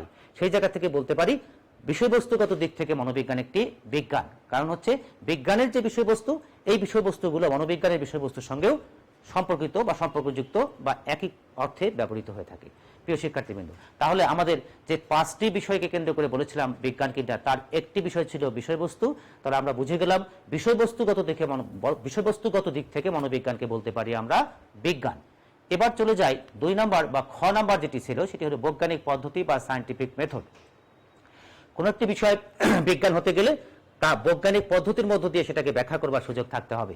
তো মনোবিজ্ঞানকে ব্যাখ্যা করবার জন্য কিন্তু বৈজ্ঞানিক পদ্ধতি রয়েছে। বৈজ্ঞানিক পদ্ধতির মধ্য দিয়ে মনোবিজ্ঞানের বিষয়গুলোকে কিন্তু ব্যাখ্যা, বিশ্লেষণ বা প্রমাণ করবার একটি সুযোগ আছে। অথবা মনোবিজ্ঞানের যখন কার্যক্রমগুলো পরিচালিত হয়ে থাকে তা বৈজ্ঞানিক পদ্ধতি অনুসরণ করেই কিন্তু সেই কার্যক্রমটি পরিচালিত হয়। সবার আগে একটু দেখে নেই বৈজ্ঞানিক পদ্ধতি বলতে কি বোঝায়, বা বৈজ্ঞানিক পদ্ধতির যে নীতিগুলো আছে সেই নীতিগুলো কি। ঠিক যেমনটি দেখতে পাচ্ছ স্লাইডে 1 থেকে 8 পর্যন্ত এখানে কয়েকটি নীতির কথা বলা আছে। এগুলো কিন্তু বৈজ্ঞানিক পদ্ধতির নীতি। এই নীতিগুলো একটু সবার আগে আমরা বুঝবার চেষ্টা করি, এরপরে আমরা দেখব এই নীতিগুলো বা এই বৈজ্ঞানিক পদ্ধতি মনোবিজ্ঞানের ক্ষেত্রে প্রয়োগ হয় কিনা, বা এই পদ্ধতির মধ্য দিয়ে মনোবিজ্ঞানকে ব্যাখ্যা বিশ্লেষণ করা যায় কিনা। যদি যায় তাহলে নিশ্চয়ই বলবো বিষয়বস্তুর দিক থেকেও মনোবিজ্ঞান একটি বিজ্ঞান। সবার আগে চলে আসি কার্যকরী সংজ্ঞা বা অপারেশনাল ডেফিনিশন। কার্যকরী সংজ্ঞা ঠিক একটু আগে বলেছি যে কার্যকর সংজ্ঞায় তোমরা একটু আগে বিজ্ঞানের সংজ্ঞায় পড়েছো। যখন কোনো একটা বিষয় বিজ্ঞান হবে তখন সেই বিজ্ঞানের মধ্যে যে শব্দগুলো ব্যবহার করা হবে, যে বিষয়গুলো ব্যবহার করা হবে, তার প্রত্যেকটিরই কিন্তু একটা বিজ্ঞান ভিত্তিক সংজ্ঞা থাকতে হবে। যে সংজ্ঞাটা হবে কার্যকর সংজ্ঞা, যেটা সর্বজন গ্রহণযোগ্য একটি সংজ্ঞা। অর্থাৎ আমরা একটা সময় বলতাম যে মনোবিজ্ঞান মনের বিজ্ঞান, মনোবিজ্ঞান আত্মার বিজ্ঞান। এটি কিন্তু সবাই গ্রহণ করতো না, কারণ বিজ্ঞান হিসেবে প্রতিষ্ঠিত করবার ক্ষেত্রে কিন্তু আত্মার বিজ্ঞান, চেতনার বিজ্ঞান এগুলো কিন্তু সর্বজন গ্রহণযোগ্য হয়নি। ঠিক তখন মনোবিজ্ঞান বিজ্ঞান ভিত্তিক প্রতিষ্ঠা হবার দাবি থেকে বা তাগিদ থেকেই মনোবিজ্ঞানকে বলা হলো এটি হচ্ছে আচরণের বিজ্ঞান। আচরণকে দেখা যায়, পর্যবেক্ষণ করা যায়, এবং এই সংজ্ঞাটি একেবারে কার্যকর একটি সংজ্ঞা হিসেবে পরবর্তীতে পরিণত হলো। ঠিক এমনিভাবে আমরা যখন কোনো একটি গবেষণা করতে গিয়ে, কোনো একটি পরীক্ষণ করতে গিয়ে, কোনো একটা বিষয়কে ব্যাখ্যা করতে গিয়ে তার মধ্যে যে শব্দগুলো আসবে, এই শব্দগুলোকে যদি আমরা অপারেশনালি ডিফাইন করতে পারি, কার্যকরভাবে সংজ্ঞায়িত করতে পারি, বিজ্ঞানভিত্তিকভাবে সেটাকে সংজ্ঞায়িত করতে পারি, তাহলে সেটি কিন্তু সবার কাছে স্পষ্ট হয়। অর্থাৎ একটু আগে বলেছিলাম একটি শব্দ বিভিন্ন অর্থে ব্যবহৃত হতে পারে। সেই শব্দটি আমি আমার পরীক্ষার ক্ষেত্রে, গবেষণার ক্ষেত্রে সেটি কী অর্থে ব্যবহার করেছি সে ব্যাপারটিও একেবারে পরিষ্কার করবার একটি তাগিদ কিন্তু বিজ্ঞানে থাকে। ঠিক এমনিভাবে কার্যকর সংজ্ঞার দিক থেকে কিন্তু আমরা বলবো মনোবিজ্ঞানের যে বিষয়গুলো আমরা আলোচনা করি বা কথা বলি প্রত্যেকটাই কিন্তু একেবারে বিজ্ঞান ভিত্তিক কার্যকর। অর্থাৎ প্রত্যেকটা জিনিসের কিন্তু একটি কার্যকর দিক আমরা খুঁজে পাই। যেমন তোমরা ইতিমধ্যে দেখেছো যে অধ্যাস তোমরা একটি রেখা এঁকেছিলে উল্লম্বভাবে এবং একটা আনুভূমিকভাবে। এবং সেটাকে আমরা বলি অধ্যাস বা ইলিউশন। এবং এর মধ্য দিয়ে আমরা বলেছিলাম প্রত্যেকটি মানুষের কি হয়, ভুল প্রত্যক্ষণ হয়। বাস্তবে একটি উদ্দীপক আমাদের সামনে থাকে, কিন্তু আমরা প্রত্যেকটি মানুষ কিন্তু সেটাকে কি করি, ভুলভাবে প্রত্যক্ষণ করি। এই ভুলগুলোকে বলা হয় থাকে অধ্যাস। আবার কিছু কিছু ভুল এমনটাও আছে যে ভুলগুলো সবার ক্ষেত্রে হয় না। যেমন আমরা বলি যে অলিক বীক্ষণ বা হ্যালোসিনেশন। কেউ হয়তো দেখা গেল কি হঠাৎ করে একটা কিছু দেখে বলছে যে আমি হয়তো একটি ভূত দেখলাম বা একটা অদৃশ্য কিছু একটা বস্তু, কিন্তু বাস্তবে সে একটা কিছু দেখে ফেললো এরকম সে বলছে, তো কিন্তু আরেকজন কিন্তু সেটি বলছে না। তো এসব জায়গা থেকে কিন্তু আমরা সেটাকেও কিন্তু ডিফাইন করতে পারি যে সেটি হচ্ছে মানে কাল্পনিক কোনো কিছু দেখা, অথবা অবাস্তব কোনো কিছু দেখা, অথবা বাস্তবে আসলে কোনো উদ্দীপক নাই তারপরেও সেটিকে দেখা, এটাকে বলি আমরা হ্যালোসিনেশন বা অলিক প্রত্যক্ষণ। প্রিয় শিক্ষার্থী, এমনিভাবে মনোবিজ্ঞানের বিষয়গুলোকে কিন্তু একেবারে কার্যকরভাবে কিন্তু সেগুলোকে সংজ্ঞায়িত করা আছে। অর্থাৎ বিজ্ঞানের বিষয়বস্তু হতে গেলে, বৈজ্ঞানিক পদ্ধতির মধ্য দিয়ে যেতে গেলে সেই সংজ্ঞাগুলোকে আমাদের কি করতে হবে, একেবারে কার্যকরভাবে সেগুলোকে সংজ্ঞায়ন করতে হবে। নাম্বার 2 বলেছে ব্যক্তি নিরপেক্ষতা বা অবজেক্টিভিটি। বৈজ্ঞানিক পদ্ধতির অন্যতম একটি বৈশিষ্ট্য ব্যক্তি নিরপেক্ষতা। এটাকে আরেকটু অন্যভাবে বলতে পারি, এটা হচ্ছে বস্তুনিষ্ঠতা। অর্থাৎ গবেষক বা পরীক্ষক যিনি পরীক্ষা নিরীক্ষা করবেন, তার কোনো প্রভাব সেই পরীক্ষণের উপরে থাকা যাবে না। যদি পরীক্ষকের প্রভাব সেখানে না থাকে তাহলে সেটাকে বলবো ব্যক্তি নিরপেক্ষ। আরেকটু সহজ করে যদি বলি, তোমরা দেখবে যে তোমাদের অনেক সময় এরকম বিষয় থাকে যে তোমরা যখন পরীক্ষা দাও, পরীক্ষায় কখনো কখনো আমরা রচনামূলক খাতা মূল্যায়ন করি, আবার কখনো কখনো অবজেক্টিভ খাতা মূল্যায়ন করি। তো রচনামূলক খাতা যখন মূল্যায়ন করতে যাই, ধরো 100-র মধ্যে আমি মার্কিং করতে গিয়ে আমি হয়তো দিলাম 60, আরেকজন শিক্ষক কিন্তু দিতেই পারে 62, আরেকজন শিক্ষক কিন্তু দিতে পারেন 58। তোমার লেখা কিন্তু একটাই, 3জন শিক্ষক 3 ভাবে সেটাকে মূল্যায়ন করলেন। প্রিয় শিক্ষার্থীবৃন্দ, তাহলে এই যে 58, 60 এবং 62, এখানে কিন্তু পরীক্ষকের প্রভাব এখানে পড়ে গেল। এই কারণে কিন্তু কম বেশি হলো, তোমার লেখায় কিন্তু কম বেশি ছিল না। এই জন্য এটাকে আমরা ব্যক্তি নিরপেক্ষ বলতে পারি না, কারণ ব্যক্তির প্রভাব ওখানে রয়েছে। কিন্তু ব্যাপারটি যদি হতো এরকম, সেই পরীক্ষাটি হয়েছে অবজেক্টিভ মাল্টিপল চয়েস কোশ্চেন, তাহলে তোমার সেই 100-র মধ্যে আমি যদি দিয়ে থাকি 60, আরেকজনে দেবেন 58, দেবেন কি, দেওয়ার সুযোগ নেই, তিনিও দেবেন 60, আবার যিনি 62 দিয়েছেন তিনিও দেবেন 60। 3 জনের মূল্যায়ন কিন্তু একই রকম হয়ে গেল, 60 60 60। তাহলে এটাকে বলবো আমরা ব্যক্তি নিরপেক্ষ, ব্যক্তির কোনো প্রভাব থাকা যাবে না। এই জন্য বলছে বিজ্ঞান প্রতিষ্ঠিত হওয়ার ক্ষেত্রে গবেষক যখন কোনো পরীক্ষা নিরীক্ষা করে যা কিছু পান, আরেকজন বিজ্ঞানী বা আরেকজন গবেষক যদি সেই পরীক্ষা নিরীক্ষা করেন, তিনিও কিন্তু একই ফলাফল পাবেন। তখন আমরা বলে দেব যে এখানে ব্যক্তির কোনো প্রভাব নেই। ব্যক্তি ব্যক্তি যদি পার্থক্যের কারণে যদি ফলাফল পার্থক্য হয়, তখন সেটা কিন্তু প্রশ্নবিদ্ধ হয়ে গেল। এই কারণে বলা হচ্ছে ব্যক্তি নিরপেক্ষ হতে হবে ফলাফলটি, ব্যক্তির কোনো প্রভাব সেখানে থাকা যাবে না। নাম্বার 3 বলেছে বৈজ্ঞানিক পদ্ধতির আরেকটি বৈশিষ্ট্য নিয়ন্ত্রণ বা কন্ট্রোল। নিয়ন্ত্রণ বলতে মূলত আসলে পরীক্ষণের নিয়ন্ত্রণ। পরীক্ষণের নিয়ন্ত্রণ বলতে আরেকটু যদি স্পেসিফিক বলতে যাই, তাহলে ব্যাপারটি হচ্ছে চলের নিয়ন্ত্রণ। তোমাদের নিশ্চয়ই একাধিকবার চল শব্দটি এসছে, এবং চল সম্পর্কে তোমাদের আসলে পরিষ্কার ধারণা নিশ্চয়ই নেই। এটি পরিষ্কার তোমাদের আগামীতে হবে আরও। আমি আজকে সংক্ষেপে একটু বলবার চেষ্টা করি। পরিবর্তনশীল যে কোনো বস্তু বা ঘটনা যা বিভিন্ন অবস্থার পরিপ্রেক্ষিতে পরিবর্তিত হয় তাকে বলি আমরা চল। যেমন ধরো যে এই যে আমি যে কথা বলছি, কথা বলতে বলতে কিন্তু আমার চেহারার মধ্যে কিন্তু বিভিন্ন সময় পরিবর্তন এসছে, কখনো একটু হাসি, কখনো একটু কম হাসি, কখনো আমার হাতের চলন বলন, কখনো আমার শরীরের মধ্যে একটা পরিবর্তন, এগুলো কিন্তু হচ্ছে। যা কিছু পরিবর্তন হয় পরিবর্তনযোগ্য, তা কিন্তু চল। এই যে তুমি আজকের এই ক্লাসটি করছো, করার আগে তোমার নিশ্চয়ই জ্ঞানের একটি মাত্রা ছিল, এতক্ষণে তুমি 15 মিনিট ক্লাস করেছো, এর মধ্য দিয়ে তোমার জ্ঞানের মাত্রা একটু বেড়েছে। তাহলে এই যে জ্ঞানের মাত্রাটা বেড়েছে, এটা কিন্তু পরিবর্তনশীল, তোমার জ্ঞানটা আস্তে আস্তে বাড়ছে, একেবারে ফিক্সড একটা নির্দিষ্ট জায়গায় কিন্তু থাকার সুযোগটি নেই। এমনিভাবে যেসব বস্তু বা ঘটনাগুলো যা বিভিন্ন অবস্থার পরিপ্রেক্ষিতে পরিবর্তিত হয় তাকে বলেছি আমরা চল। তোমার এটা কি অবস্থার পরিপ্রেক্ষিতে পরিবর্তিত হলো? এই যে 15 মিনিটের একটি ক্লাস করলে তুমি, এর পরিপ্রেক্ষিতে তোমার মধ্যে কিন্তু একটি পরিবর্তন হলো। এমনিভাবে বিজ্ঞানী বা গবেষক কি করে থাকেন, যে কোনো একটা বিষয়ের মধ্যে পরিবর্তন হবে কি হবে না, এর জন্য তিনি কিছু প্রয়োগ করেন। যেমন আজকের ক্লাসে আমার এই কথাগুলো তোমাদের উপরে প্রয়োগ করছি, আমার এই প্রয়োগটা হচ্ছে, এই কথাগুলো হচ্ছে অনির্ভরশীল চল। তার পরিপ্রেক্ষিতে তোমার মধ্যে যে পরিবর্তনটা হলো, তোমার জ্ঞানের পরিধিটা যে বেড়ে গেল, এটা হচ্ছে নির্ভরশীল চল। পাশাপাশি আমাদেরকে খেয়াল করতে হয় তোমার মধ্যবর্তী চল বা জৈবিক চলগুলো ঠিকঠাক আছে কিনা। মধ্যবর্তী চল মানে তোমার ভেতরে কতগুলো চল আছে, অভ্যন্তরীণ কিছু কিছু বায়োলজিক্যাল কিছু কিছু চল তোমার আছে। যেমন ধরো যে তুমি এখন ক্লাস করতে শুরু করেছো, কিন্তু তোমার খুব প্রচন্ড রকমের ক্ষুধা আছে, তাহলে ক্ষুধার কারণে তুমি এই ক্লাসে মনোযোগ দিতে পারছো না। অথবা তোমার রাত্রে ঘুমটি ঠিক মতো হয়নি, তুমি এখন ক্লাসটি করছো, পাশাপাশি তুমি একটু ঝিমোচ্ছ, তাহলে কিন্তু তোমার ভেতরে কিন্তু তোমার জৈবিক জায়গাটা ঠিক মতো নেই। সবকিছুই ঠিকঠাক আছে, তুমি কিছুতেই মনোযোগ স্থাপন করতে পারছো না, কারণ তোমার আবেগিক মাত্রাটা তোমার এই মুহূর্তে ঠিক মতো নেই। হয়তো কোনো কারণে সকালে একটা বিয়োগাত্মক ঘটনা, অথবা কোনো কারণে তোমার মনটা একটু খারাপ। তাহলে দেখো, পরীক্ষক বা গবেষক, আমার আজকে গবেষণা করার বিষয় হচ্ছে আমি 1 ঘন্টা ধরে তোমাদের সামনে কথা বলবো। এই কথাগুলোকে বলছি আমরা অনির্ভরশীল চল। তার পরিপ্রেক্ষিতে তোমার মধ্যে একটি পরিবর্তন আসবে, এটি আমি দেখতে চাই। সেটি হচ্ছে নির্ভরশীল চল। আমাকে বিবেচনায় রাখতে হচ্ছে কোনটি তোমার মধ্যবর্তী চলগুলো ঠিকঠাক মতো আছে কিনা, তুমি খেয়েছো কিনা, তোমার ঘুম ঠিক মতো হয়েছে কিনা, তোমার আবেগিক জায়গাটা ঠিক মতো আছে কিনা, এটিও আমাকে বিবেচনায় নিতে হচ্ছে। ধরে নাও সবকিছু ঠিক আছে, আমার কথাও হচ্ছে, তোমার শেখার আমি দেখতে চাই, শিখবে কিনা এটাই আমি দেখতে চাই। তোমার ঘুমও হয়েছে, তুমি নাস্তাও করেছো, অথবা আবেগিক জায়গাটা তোমার স্বাভাবিক আছে, কিন্তু কোনো কারণে তুমি যেখানে পড়াশোনা করছো তার পাশেই দেখা গেল পাশের রুমে একটি জোরে সাউন্ড বক্সে গান বাজছে, অথবা কেউ পাশে থেকে কথাবার্তা বলছে, তোমার মনোযোগটা সবসময় চলে যাচ্ছে সেই জায়গাটি। তাহলে দেখো, এই যে বাইরে থেকে একটা শব্দ এসে তোমার কিন্তু এই ক্লাসটি শুনতে গিয়ে এই বিষয়গুলোকে আত্মস্থ করতে গিয়ে তোমাকে সমস্যা তৈরি করছে, তাহলে সেগুলোকে বলে আমরা বাহ্যিক চল। তাহলে একটা পরীক্ষণ বা একটা বিষয়কে সুন্দরভাবে পরীক্ষা নিরীক্ষা করতে গেলে, বৈজ্ঞানিক পদ্ধতির মধ্য দিয়ে পরীক্ষা নিরীক্ষা করতে গেলে আমাদের কি করতে হয়? নিয়ন্ত্রণ করতে হয়। কি কি নিয়ন্ত্রণ করতে হয়? যেমন অনির্ভরশীল চলটি আমি কতটুকু প্রয়োগ করব, কতটুকু প্রয়োগ করব না, এটা আমাকে নিয়ন্ত্রণ করতে হচ্ছে। আমি উদাহরণটি একটি উদাহরণের মধ্য দিয়ে দেব না 3টি উদাহরণের মধ্য দিয়ে দেব, এটি আমাকে বিবেচনায় রাখতে হচ্ছে। পাশাপাশি তোমার ঠিক ঘুম খাওয়া এগুলো ঠিকঠাক আছে কিনা, এটা আমাকে বিবেচনায় নিয়ে আসতে হচ্ছে। তোমার বাইরে থেকে এসে কোনো শব্দ তোমাকে সমস্যা তৈরি করছে কিনা, ঠিক সে জায়গাটাও কিন্তু আমাকে নিয়ন্ত্রণ করতে হবে। তা নাহলে পরে কিন্তু আমি যেভাবে সত্যিকার অর্থে 1 ঘন্টায় কথা বলবো তার পরিপ্রেক্ষিতে শিক্ষার্থীরা শিখবে, এটি কিন্তু আমরা দেখতে পারবো না। এই কারণে বলেছে নিয়ন্ত্রণ একটি পরীক্ষণের ক্ষেত্রে গুরুত্বপূর্ণ জায়গা। অর্থাৎ পরীক্ষককে অনির্ভরশীল চলটাকে নিয়ন্ত্রণ করতে হয়, পাশাপাশি মধ্যবর্তী চল এবং বাহ্যিক চল যেগুলো আছে সেগুলো কিন্তু নিয়ন্ত্রণ করতে হয়। শুধুমাত্র নির্ভরশীল চলটাকে নিয়ন্ত্রণ করা হয় না, কারণ ওটাই আমরা দেখতে চাই। নির্ভরশীল চল কোনটি? তোমার মধ্যে যে পরিবর্তনটা আসবে 1 ঘন্টা পরে তোমার যে শিক্ষণের মাত্রাটা যতটুকু হবে সেটাই হচ্ছে তোমার নির্ভরশীল চল।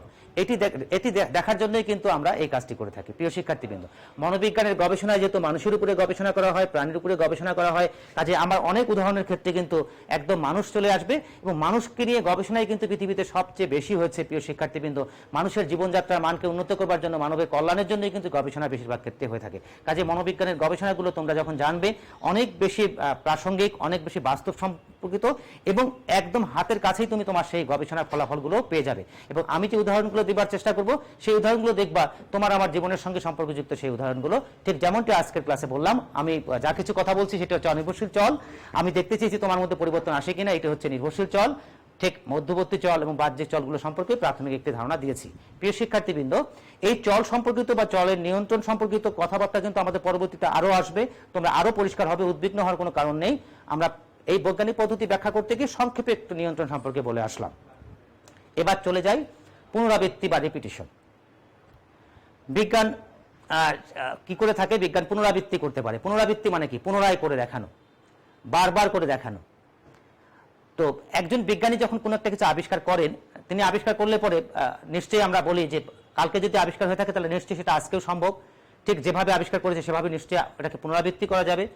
ঠিক বিজ্ঞান একবার আবিষ্কার করলো, সাথে সাথে ওটা আর পরবর্তীতে ভবিষ্যতে কখনো করা যাবে না এমনটি কিন্তু না। ঠিক বৈজ্ঞানিক পদ্ধতির বৈশিষ্ট্য তাই, একটা বিষয় একবার হওয়ার পরে ঠিক নিশ্চয়ই আরেকবারও সেটাকে কিন্তু করা সম্ভব। এই জন্যই বৈজ্ঞানিক পদ্ধতির একটি অন্যতম বৈশিষ্ট্য হচ্ছে পুনরায় করে দেখাতে পারা। সব পদ্ধতির মধ্য দিয়ে কিন্তু একটা বিষয়কে পুনরায় সেটাকে করে দেখাবার সুযোগটি থাকে না, বৈজ্ঞানিক পদ্ধতির মধ্য দিয়ে কিন্তু সেটি সম্ভব। এবং এই কারণেই কিন্তু এই বৈজ্ঞানিক পদ্ধতি এত বেশি বিজ্ঞান ভিত্তিকভাবে প্রতিষ্ঠিত এবং সর্বজন গ্রহণযোগ্য। নাম্বার 5, সাধারণীকরণ বা জেনারেলাইজেশন। সাধারণীকরণ, সাধারণ থেকে সাধারণীকরণ, একটা সাধারণ সিদ্ধান্তে উপনীত হওয়া। আমরা যদি আরেকটু ভালোভাবে বলতে চাই তাহলে বলা যায় অল্প সংখ্যক দৃষ্টান্ত থেকে একটি সাধারণ সত্যে উপনীত হওয়াকে বলা হয় থাকে সাধারণীকরণ। অল্প সংখ্যক দৃষ্টান্ত থেকে মানে অল্প সংখ্যক উদাহরণ থেকে একটি সাধারণ সত্যে উপনীত হওয়া। সাধারণ সত্য মানে কি? একদম কমন একটা বিষয় হয়ে যাবে। যেমনটি বলতে পারি যে যখন আমরা কোনো ঔষধ আবিষ্কার করতে যাই বা বিজ্ঞানীরা যখন কোনো ঔষধ আবিষ্কার করেন তখন কি করেন? সেই ওষুধটি আবিষ্কার করবার পরে তিনি কিন্তু কতগুলো মানুষের উপর সেটি প্রয়োগ করেন। যদি বিশেষ একটি রোগের একটি ওষুধ আবিষ্কার করা হয়ে থাকে তাহলে সেই ওষুধটি প্রথমে সেই ধরনের রোগীর উপরে কিন্তু প্রয়োগ করা হয়। ধরে নাও যে 10 জন রোগীর উপরে সেটি প্রয়োগ করা হলো এবং দেখা গেল সত্যি সত্যি 1 মাস পরে সেই 10 জন রোগী সেই রোগ থেকে মুক্তি পেয়ে গেল। তাহলে আমরা ধরে নিতে পারি এবং এই ওষুধটি ওই রোগটির জন্য কিন্তু কার্যকর এবং অন্য কোনো সাইড ইফেক্ট হয়তো আসেনি। প্রিয় শিক্ষার্থীবৃন্দ, তাহলে কয়জনের উপর ভিত্তি করে এটা প্রতিষ্ঠিত হলো? 10 জনের উপর ভিত্তি করে প্রতিষ্ঠিত হলো। এবং এর পরিপ্রেক্ষিতে দেখা গেল যে পৃথিবীতে দেখা গেল এরকম 1000 রোগী আছে। তাহলে এখন বলে দেওয়া যায় যে এই যে ওষুধটি যে 10 জনের উপর ভিত্তি করে আবিষ্কার হচ্ছে, এটি সেই 1000 ব্যক্তির উপরেও যদি প্রয়োগ করি তাহলে 1000 ব্যক্তিও কিন্তু ভালো হয়ে যাবে। তাহলে এই যে একটি সত্য, কি সত্য ছিল? 10 জনের উপর ভিত্তি করে একটি বিষয় আবিষ্কার হলো, পরবর্তী সেটি 1000 ব্যক্তির উপর প্রয়োগ হলো। অথবা সারা পৃথিবীতে এরকম যত রোগী আছে এই ক্যাটাগরির, তাদের সবার ক্ষেত্রে এই ওষুধটি কার্যকর হচ্ছে। তাহলে আমরা একটা সাধারণ সিদ্ধান্তে উপনীত হয়ে গেলাম, 10 জনের উপর ভিত্তি করে যা হয়েছে তা সারা পৃথিবীর এই ধরনের যা রোগী আছে তার উপর কিন্তু কার্যকর হতে পারে। তোমরা দেখে থাকবা যে এই যে আমরা বিভিন্ন সময় শুনছি, বিশেষ করে কোভিড-19 বা এই করোনাকালীন সময়ে এই ভ্যাকসিন আবিষ্কারের যে চেষ্টা বিশ্বব্যাপী চলছে, তারই অংশ হিসেবে আমরা বলতে পারি যে এটি কখনো কখনো কিছু ব্যক্তির উপর প্রয়োগ করা হচ্ছে, কখনো বলা হচ্ছে যে 100 জনের উপর প্রয়োগ করা হচ্ছে, কিন্তু দেখা গেল কি যে 80 জন হয়তো ভালো হয়ে যাচ্ছে, কিন্তু 20 জনের উপরে কিন্তু কিছু সাইড ইফেক্ট পাওয়া যাচ্ছে এবং তারা কিন্তু ভালো হচ্ছে না, আরও কিছু কিছু সমস্যা তৈরি হচ্ছে। শেষ পর্যন্ত কিন্তু সেটাকে গ্রহণ করতে পারছে না বিশ্ব বা বিভিন্ন আন্তর্জাতিক যে সংস্থাগুলো আছে বা বিভিন্ন স্বীকৃতি দানকারী যে প্রতিষ্ঠানগুলো আছে, তারা কিন্তু এটাকে গ্রহণ করতে পারছে না। তাহলে নিশ্চয়ই আরও পরীক্ষা নিরীক্ষা চলছে, আরও আবিষ্কারের চেষ্টা চলছে। এমনিভাবে কিন্তু পৃথিবীর বিভিন্ন দেশ কিন্তু এটা নিয়ে কাজ করছে, আমরা তথ্যপাত্রগুলো পাচ্ছি, কিন্তু এখনো পর্যন্ত কিন্তু আমরা পরিপূর্ণভাবে বিজ্ঞান ভিত্তিকভাবে এটি সাধারণ সত্যে উপনীত হওয়ার মতো করে একটা তথ্য উপাত্ত কিন্তু আমরা এখনো পর্যন্ত সেভাবে কিন্তু পরিষ্কার হতে পারিনি। প্রিয় শিক্ষার্থীবৃন্দ, নিশ্চয়ই সেটি গবেষণা হচ্ছে এবং বিজ্ঞান নিশ্চয়ই এগিয়ে যাচ্ছে এবং আমরা আশাবাদী খুব শীঘ্রই হয়তো একটি আমরা সুন্দর ভালো একটি সংবাদ শুনতে পারবো যে আবিষ্কারের মধ্য দিয়ে সেটি সর্বজন গ্রহণযোগ্য একটি ব্যাপার চলে আসবে এবং সবার ক্ষেত্রেই প্রযোজ্য হবে। প্রিয় শিক্ষার্থীবৃন্দ, এখানে বলে রাখি, কখনো কখনো কিছু কিছু সাধারণ সিদ্ধান্ত এরকম উপনীত হয়, দেখা যাবে যে সেই ভাইরাসটি হয়তো একটি বিশেষ বৈশিষ্ট্যের, সেটি দেখা গেল হয়তো বা সেই ভ্যাকসিনটি হয়তো দেখা গেল আমেরিকা বা ইউরোপের কোনো দেশ আবিষ্কার করেছে, সেটি তাদের সেই ভাইরাসের সঙ্গে বৈশিষ্ট্যের সঙ্গে সম্পর্কযুক্ত করে যদি ভ্যাকসিনটি আবিষ্কার হয়ে থাকে, সেই বৈশিষ্ট্য বা সেই নেচারের যদি ভাইরাসটি যদি আমাদের দেশে না এসে থাকে, তাহলে কিন্তু সেটি বাংলাদেশের ক্ষেত্রে কিন্তু সত্য বলে প্রমাণিত নাও হতে পারে। তো এই জন্য সেই ভাইরাসটির বৈশিষ্ট্য যদি সব জায়গায় একই রকম থেকে থাকে, তাহলে হয়তো বা দেখা যাবে সেই আবিষ্কারটি সবার জন্যই প্রযোজ্য হতে পারে, কিন্তু একটি গোষ্ঠীর পরিপ্রেক্ষিতে যদি সেটা আবিষ্কৃত হয়, তাহলে কিন্তু সেটি সেই গোষ্ঠীর জন্য কিন্তু সাধারণ সত্যে উপনীত হবে। এই জন্য বিজ্ঞান সাধারণ সত্যে উপনীত হওয়ার ক্ষেত্রে কখনো কখনো কিন্তু দেখা যায় কিছু কিছু বৈশিষ্ট্যের পরিপ্রেক্ষিতে, কিছু কিছু সীমারেখার পরিপ্রেক্ষিতে সেটি হতে পারে।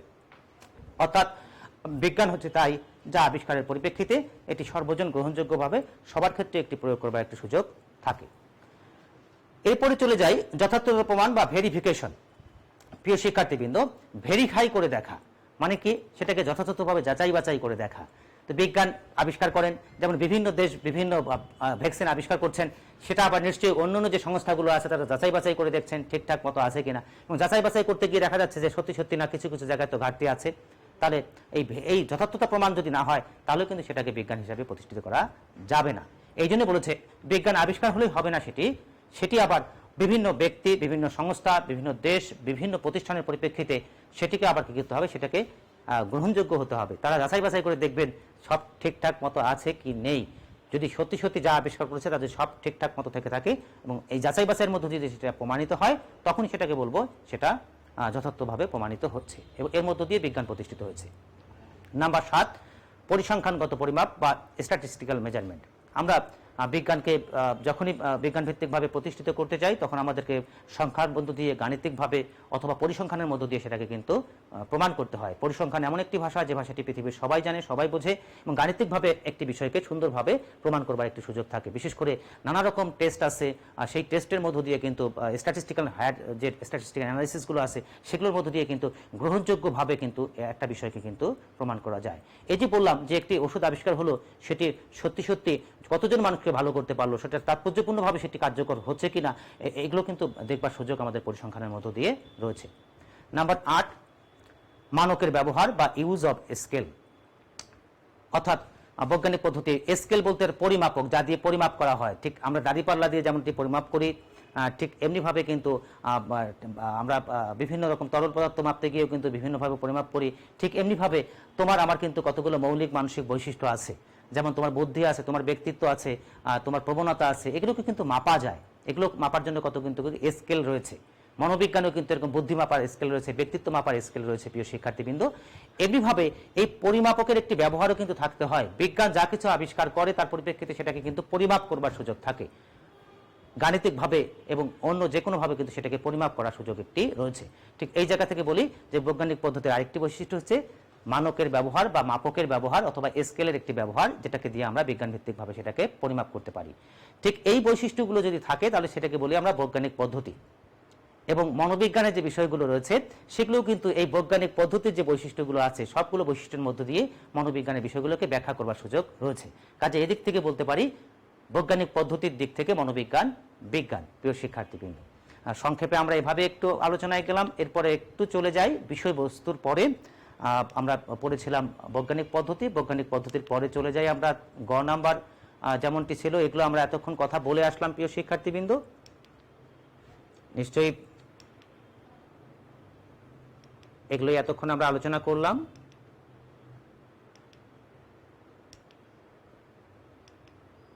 এবার চলে যাই গ নাম্বার বৈজ্ঞানিক দৃষ্টিভঙ্গি। বিজ্ঞান আবিষ্কার করবেন, বৈজ্ঞানিক পদ্ধতির মধ্য দিয়ে সেটি গ্রহণযোগ্য হবে এবং সত্যি সত্যি প্রমাণিত হলো, কিন্তু তুমি আমি সেই বিজ্ঞানটাকে বিশ্বাস করছি না। ঠিক তোমার আমার দৃষ্টিভঙ্গিটাকে আমরা বিজ্ঞান ভিত্তিক করতে পারিনি।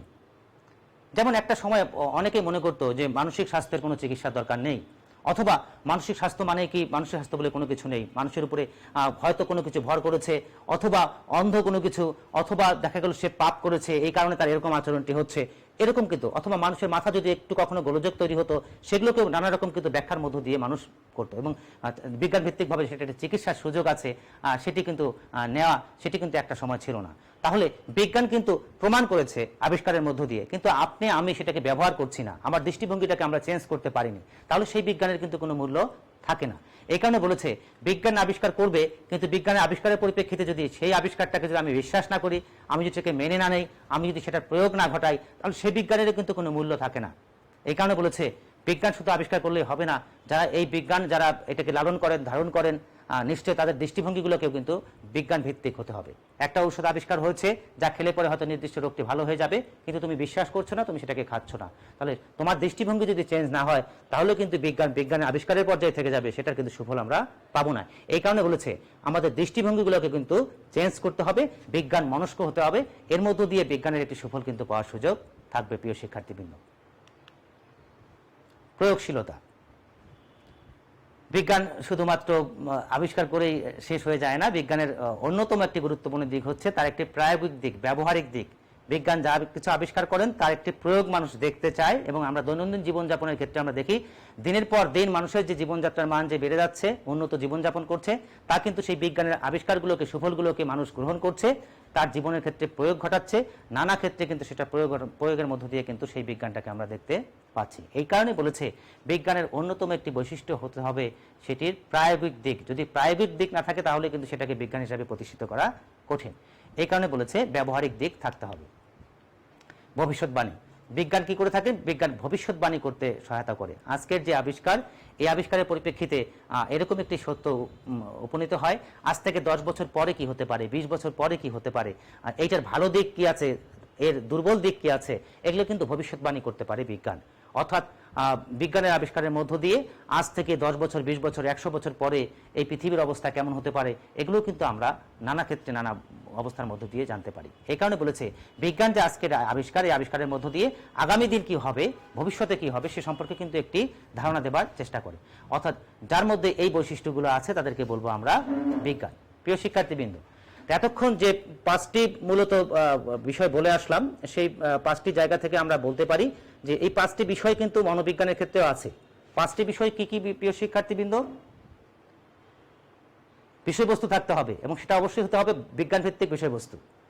বৈজ্ঞানিক পদ্ধতি থাকতে হবে, বৈজ্ঞানিক পদ্ধতির মধ্য দিয়ে ব্যাখ্যা করতে পারতে হবে। প্রিয় শিক্ষার্থীবৃন্দ, নিশ্চয়ই এটি আরেকটি দিক। এবং আমরা আরো দেখে এসেছি যে তার একটি কি থাকতে হবে, তার একটি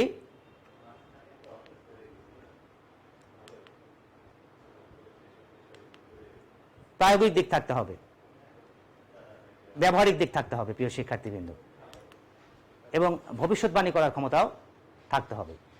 এই সব বিষয়গুলো যদি থাকে তাহলে আমরা তাকে বলবো হচ্ছে সেটি হচ্ছে একটি বিজ্ঞান। প্রিয় শিক্ষার্থীবৃন্দ, তাহলে আমরা নিশ্চয়ই আমাদের পরিষ্কার হয়ে গেছে বিষয়গুলো। আমি আরেকবার একটু দেখিয়ে দিলাম তোমাদের বোঝার সুবিধার কারণে। ঠিক এখান থেকে শুরু করেছিলাম। প্রিয় শিক্ষার্থীবৃন্দ, খুবই গুরুত্বপূর্ণ একটা বিষয়, এটা প্রতি বছরই প্রায় কম বেশি পরীক্ষায় আসে, এই কারণেই একটু বেশি করে আলোচনা করলাম। আর বিষয়গুলো একটু টেকনিক্যাল যেহেতু, তারপরেও আমার বিশ্বাস যে তোমরা যেহেতু বেশিরভাগ শিক্ষার্থীরা, আমার ধারণা তোমরা যারা ভর্তি হয়েছো তারা বিজ্ঞান শাখা থেকে এসছো, কাজেই তোমরা যদি বইয়ের সঙ্গে আরেকবার একটু সংযোগ স্থাপন করতে পারো তাহলে আমার কাছে মনে হয় এই জায়গাগুলো খুব বেশি কঠিন মনে হবে না। আসলে আমাদেরকে বইয়ের মধ্যে একটু ঢুকতেই হবে, কোনো উপায় নেই। আমরা এখন যে অবস্থাটার মধ্য দিয়ে আছি, কাজেই আমার বিশ্বাস যে তোমরা একটু একটু করে বইটা খুলেছো এবং পড়তে শুরু করেছো প্রিয় শিক্ষার্থীবৃন্দ। আমরা এবার চলে যাই, আমাদের আরেকটি শিখন ফল আছে, সেই শিখন ফলটা নিয়ে কথা বলেই নিশ্চয়ই আমরা আজকের ক্লাস শেষ করতে পারবো। সেখান থেকে আমরা চলে যাই, পরবর্তী শিখন ফলটা হচ্ছে মনোবিজ্ঞান পাঠের প্রয়োজনীয়তা। মনোবিজ্ঞান কেন পাঠ করব, মনোবিজ্ঞান পড়ে কি হবে, এটা প্রয়োজন কি? প্রিয় শিক্ষার্থীবৃন্দ, আমরা একটু দেখে নেই, মোটা দাগে দেখো একটু এরকম কতগুলো পয়েন্ট এখানে লেখা আছে। ঠিক এগুলো নিয়েই কিন্তু আমরা বিস্তারিত একটা আলোচনার জায়গায় যাবো প্রিয় শিক্ষার্থীবৃন্দ। 1 থেকে 8 পর্যন্ত তোমরা দেখে নিলে, এবার একটু দেখে নেই 9, 10, 11, 12, 13, 14, 15। প্রিয় শিক্ষার্থীবৃন্দ, আমরা এই কয়টাকে ঘিরেই সংক্ষেপে একটু আলোচনা করবার চেষ্টা করব যে মনোবিজ্ঞান পাঠ করা প্রয়োজন আছে কি নেই, বা কেন প্রয়োজন আছে। 1 নম্বরটি ওখানে রয়েছে ব্যক্তিগত জীবনে। তোমার আমার ব্যক্তিগত জীবনের জন্যই মনোবিজ্ঞান পাঠ করা দরকার। কিভাবে? আমাদেরকে প্রতিনিয়ত কি করতে হয়, দৈনন্দিন জীবনে আমাদেরকে চলতে হয়, ফিরতে হয়, মানুষের সঙ্গে খাপ খাওয়াতে হয়। এবং এই খাপ খাওয়াতে গেলে আমাদেরকে কি করতে হবে? আমাদেরকে নিশ্চয়ই মনোবিজ্ঞান পাঠ করতে হবে। মনোবিজ্ঞান পাঠ করলে বিজ্ঞানসম্মতভাবে কিন্তু খাপ খাওয়ার একটি সুযোগ আমাদের রয়েছে প্রিয় শিক্ষার্থীবৃন্দ। কারণ আমি দৈনন্দিন জীবনে সবার সঙ্গে চলতে চাই, ফিরতে চাই, তাহলে কিভাবে চলবো, কিভাবে ফিরবো? এর মধ্য দিয়ে নিশ্চয়ই বিজ্ঞান ভিত্তিকভাবে মানুষের সঙ্গে আমাদেরকে আচরণ করতে হচ্ছে। কারণ আমার মনোভাব একরকম, আমার আবেগ একরকম, আরেকজনের মনোভাব আবেগ কিন্তু ভিন্ন রকম। কাজে দুজনের সঙ্গে সুন্দরভাবে সমঝোতার মধ্য দিয়ে চলতে গেলে কিন্তু আমার মনোবিজ্ঞান পাঠ করা দরকার। মনোবিজ্ঞান পাঠ করার মধ্যে দিয়ে আমি ব্যক্তিগতভাবে সবার সঙ্গে সুন্দরভাবে উপযোজন বা খাপ খাওয়াতে সক্ষম হব প্রিয় শিক্ষার্থীবৃন্দ। আমরা ঠিক পরের যে স্লাইডটি তোমরা দেখতে পাচ্ছ, দেখো একজন মানুষকে দৈনন্দিন জীবনে বিভিন্ন পরিবেশ পরিস্থিতির সঙ্গে তাকে কিন্তু খাপ খাওয়াতে হয়। কখনো সে ক্লাসরুমে, কখনো ক্লাসরুমের বাইরে, কখনো সে বন্ধুর সঙ্গে। এমনিভাবে একজন ব্যক্তিকে ব্যক্তিগত জীবনে বিভিন্ন পরিবেশ পরিস্থিতির সঙ্গে খাপ খাইয়ে কিন্তু চলতে হয়। মনোবিজ্ঞান পাঠ করলে তুমি এই খাপ খাওয়ানোর ক্ষেত্রে সুন্দর একটি সমঝোতার জায়গায় কিন্তু যেতে পারবে, বিজ্ঞান ভিত্তিকভাবে সবার সঙ্গে কিন্তু আচরণ করতে সক্ষম হবে প্রিয় শিক্ষার্থীবৃন্দ। এই ব্যক্তিগত জীবনের জন্যই কিন্তু তোমার মনোবিজ্ঞান পাঠ করা দরকার। ব্যক্তিগত জীবনে তোমাকে অনেক সময় অনেক ব্যাপারে তোমাকে সিদ্ধান্ত গ্রহণ করতে হয়। সেই সিদ্ধান্ত গ্রহণ করার ক্ষেত্রেও কিন্তু তোমার এই মনোবিজ্ঞান পাঠ করলে তুমি যত সুন্দরভাবে, যত বিজ্ঞানভিত্তিকভাবে তুমি একটি সিদ্ধান্তে উপনীত হতে পারবে। মনোবিজ্ঞান পাঠ না থাকলে পরে কিন্তু তুমি ব্যক্তিগত জীবনে কিন্তু সেভাবে উপযোজন করতে সক্ষম হবে না। এই নিজের কারণেই, নিজের জন্যই কিন্তু মনোবিজ্ঞান পাঠ করার দরকার রয়েছে প্রিয় শিক্ষার্থীদের। সমষ্টিগত জীবনে মানুষ তো আসলে সামাজিক জীব। এই কারণে হয় কি, মানুষকে সমাজে সবার সঙ্গে মিলেমিশে চলতে হয়। আমি যখন পরিবারে আছি তখন পরিবারের নিশ্চয়ই অন্য সদস্যরা আছে, তখন কিন্তু একটি সমষ্টিগত বিষয় হয়ে গেল। এরপরে আমি যখন একটি সমাজের একটি কোন সংগঠনের সঙ্গে যুক্ত হয়ে গেলাম, বিভিন্ন সমিতির সঙ্গে যুক্ত হয়ে গেলাম, কোকারিকুলার অ্যাক্টিভিটিসের বিভিন্ন সংগঠনগুলো আছে সেখানে যুক্ত হয়ে গেলাম, তাহলে সেখানে নিশ্চয়ই একটি সমষ্টিগত বিষয় আসছে প্রিয় শিক্ষার্থীবৃন্দ। সেই সমষ্টিগতভাবেও কিন্তু আমাকে কি করতে হয়, খাপ খাওয়াতে হয়। আমি ব্যক্তিগতভাবে অনেক কিছুই করতে পারি, কিন্তু যখন একটি দলীয় স্বার্থ থাকে, একটি সমষ্টিগত স্বার্থ থাকে, তখন কিন্তু আমার চিন্তা, চেতনা, মানসিকতা সবকিছু কিন্তু সমষ্টির পরিপ্রেক্ষিতে আমাকে বিবেচনায় নিয়ে আসতে হয়। এই যেহেতু মানুষ সামাজিক জীব, বিভিন্ন সমাজের মানুষগুলোর সঙ্গে তাকে খাপ খাওয়াতে হবে, কাজে দলীয়ভাবে একটি সংগঠনে যুক্ত হয়ে বা সবার সঙ্গে মিলেমিশে চলতে গেলে কিন্তু আমার মনোবিজ্ঞান পাঠ করা দরকার। কারণ মনোবিজ্ঞান বলে দিবে তুমি অন্যের সঙ্গে বা অন্য গোষ্ঠীর সঙ্গে বা দলের সঙ্গে তুমি কিভাবে খাপ খাওয়াতে পারবে প্রিয় শিক্ষার্থীবৃন্দ। ঠিক যেমনটা দেখতে পাচ্ছ যে একসঙ্গে বসে নানা রকম সিদ্ধান্ত উপনীত হতে হচ্ছে, পারস্পরিক মতামত বিনিময় করছেন, একজন আরেকজনের ভালো মন্দ বিষয়গুলোকে শেয়ার করছেন। তাহলে এই যে এগুলোকে ধারণ করবার বা পরমত সহিষ্ণুতার যে ব্যাপারটি, এগুলো কিন্তু তোমার বিজ্ঞান ভিত্তিকভাবে তুমি মনোবিজ্ঞান পাঠ করলে কিন্তু তুমি আত্মস্থ করতে পারবে। কারণ এই জায়গাগুলোকে আমাদেরকে কিন্তু সম্মান জানাতে হবে, এই দৃষ্টিভঙ্গি কিন্তু আমাদেরকে লালন পালন করতে হবে, এবং নিজের জীবন আচরণের মধ্য দিয়ে কিন্তু এই জায়গাগুলোকে আমাকে প্রতিপালন করতে হবে প্রিয় শিক্ষার্থীবৃন্দ। এই কারণে বলেছে সমষ্টিগত জীবনের জন্য মনোবিজ্ঞান পাঠ করার দরকার আছে। কারণ আমরা প্রতিনিয়ত একজন আরেকজনের সঙ্গে পারস্পরিক সমঝোতার মধ্য দিয়ে বড় বড় কিছু কিন্তু সৃষ্টি করা হয়ে থাকে। আমরা জানি অনেক সময় দলীয়ভাবে অনেক কিছু করতে হয়, সেই জায়গা থেকে সমষ্টিগত আচরণের কিন্তু কোনো বিকল্প নেই। চিকিৎসা ক্ষেত্রেও মনোবিজ্ঞান পাঠ করা দরকার। এই চিকিৎসা বলতে আমরা মূলত মানসিক চিকিৎসার কথা বলছি, মনোবৈজ্ঞানিক চিকিৎসার কথা বলছি। শারীরিক চিকিৎসার যেমন দরকার আছে, পাশাপাশি নিশ্চয়ই মানসিক যে চিকিৎসার ব্যাপারগুলো আছে এগুলো কিন্তু বিবেচনায় নিয়ে আসতে হয়। এবং একজন মানুষ শারীরিক, মানসিক এবং সামাজিকভাবে সুস্থ মানে হচ্ছে একজন সুস্থ স্বাস্থ্যের অধিকারী একজন মানুষ। সেই জায়গা থেকে মনোবিজ্ঞানের ক্ষেত্রে কিন্তু সেই চিকিৎসার ব্যাপারটি রয়েছে। অর্থাৎ আমরা যদি এরকমও বলি যে চিকিৎসা বলতে অনেক রকমের চিকিৎসার মধ্যেও কিছু কিছু ক্ষেত্র আছে যে সাইকোসিস নিউরোসিস রোগ রয়েছে, তোমার নাম শুনে দেখবা সিজোফ্রেনিয়া, প্যারানোয়া, হিস্ট্রিয়া, এরকম অনেক মানসিক রোগ রয়েছে। এইসব রোগ সহ নানা বিষয়ে কিন্তু চিকিৎসার মধ্য দিয়ে কিন্তু তাকে সারিয়ে তোলবার একটি চেষ্টা কিন্তু থাকে। ঠিক এই কেন্দ্রিক কিন্তু আলোচনা কিন্তু মনোবিজ্ঞানের একটি ব্যাপক পরিসরে রয়েছে। অথবা দেখা গেল কি যে হয়তো তোমার যে একটি সমস্যা এটি সত্যি সত্যি চিকিৎসার যোগ্য কি চিকিৎসার যোগ্য না, অথবা চিকিৎসার কোন পর্যায়ে আছে, এটি কিন্তু আমাদেরকে বিবেচনায় নিয়ে আসতে হয়। এইসব কারণে কিন্তু আমাদের চিকিৎসা কেন্দ্রিক একটি ব্যাপক আলোচনা কিন্তু মনোবিজ্ঞানে রয়েছে। প্রিয় শিক্ষার্থীবৃন্দ, ঠিক দেখতে পাচ্ছ যে মানসিকভাবে অসুস্থ তাকে কিন্তু সারিয়ে তোলবার জন্য নানা রকম ট্রিটমেন্ট বা তাকে সেবা দেওয়ার চেষ্টা করছে। প্রিয় শিক্ষার্থীবৃন্দ, আমরা শিক্ষাক্ষেত্রে মনোবিজ্ঞানের কথা বলতে পারি। আর শিক্ষা একটি ব্যাপক বিষয়, ছাত্র, শিক্ষক, শিক্ষা প্রতিষ্ঠান, শিক্ষানীতি, সিলেবাস, নানা রকম কারিকুলাম, এগুলো বিষয় নিয়ে কিন্তু শিক্ষা রচিত হয়ে থাকে। সেখানেও কিন্তু মনোবিজ্ঞানের একটি কঠিন প্রয়োগ বা গভীর একটি প্রয়োগ কিন্তু সেখানে রয়েছে। আমরা প্রত্যেকটি পদে পদে দেখি, ছোট্ট শিশুকে যখন আমি কোনো কিছু শেখাতে চাই তখন কিন্তু সেখানে শিশু মনোবিজ্ঞানের মধ্য দিয়ে তাকে শেখানো সম্ভব, কারণ একটি শিশুর চাহিদা আর একজন বড় মানুষের চাহিদা কিন্তু একরকম নয়।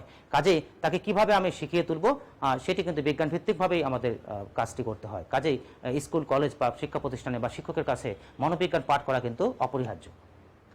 অথবা একজন বাবা মার ক্ষেত্রেও কিন্তু মনোবিজ্ঞান পাঠ করা অপরিহার্য, কারণ শিক্ষার মধ্য দিয়ে আমরা সর্বোচ্চ পর্যায়ে কিন্তু আমরা যেতে চাই, সর্বোচ্চ ডিগ্রি অর্জন করতে চাই।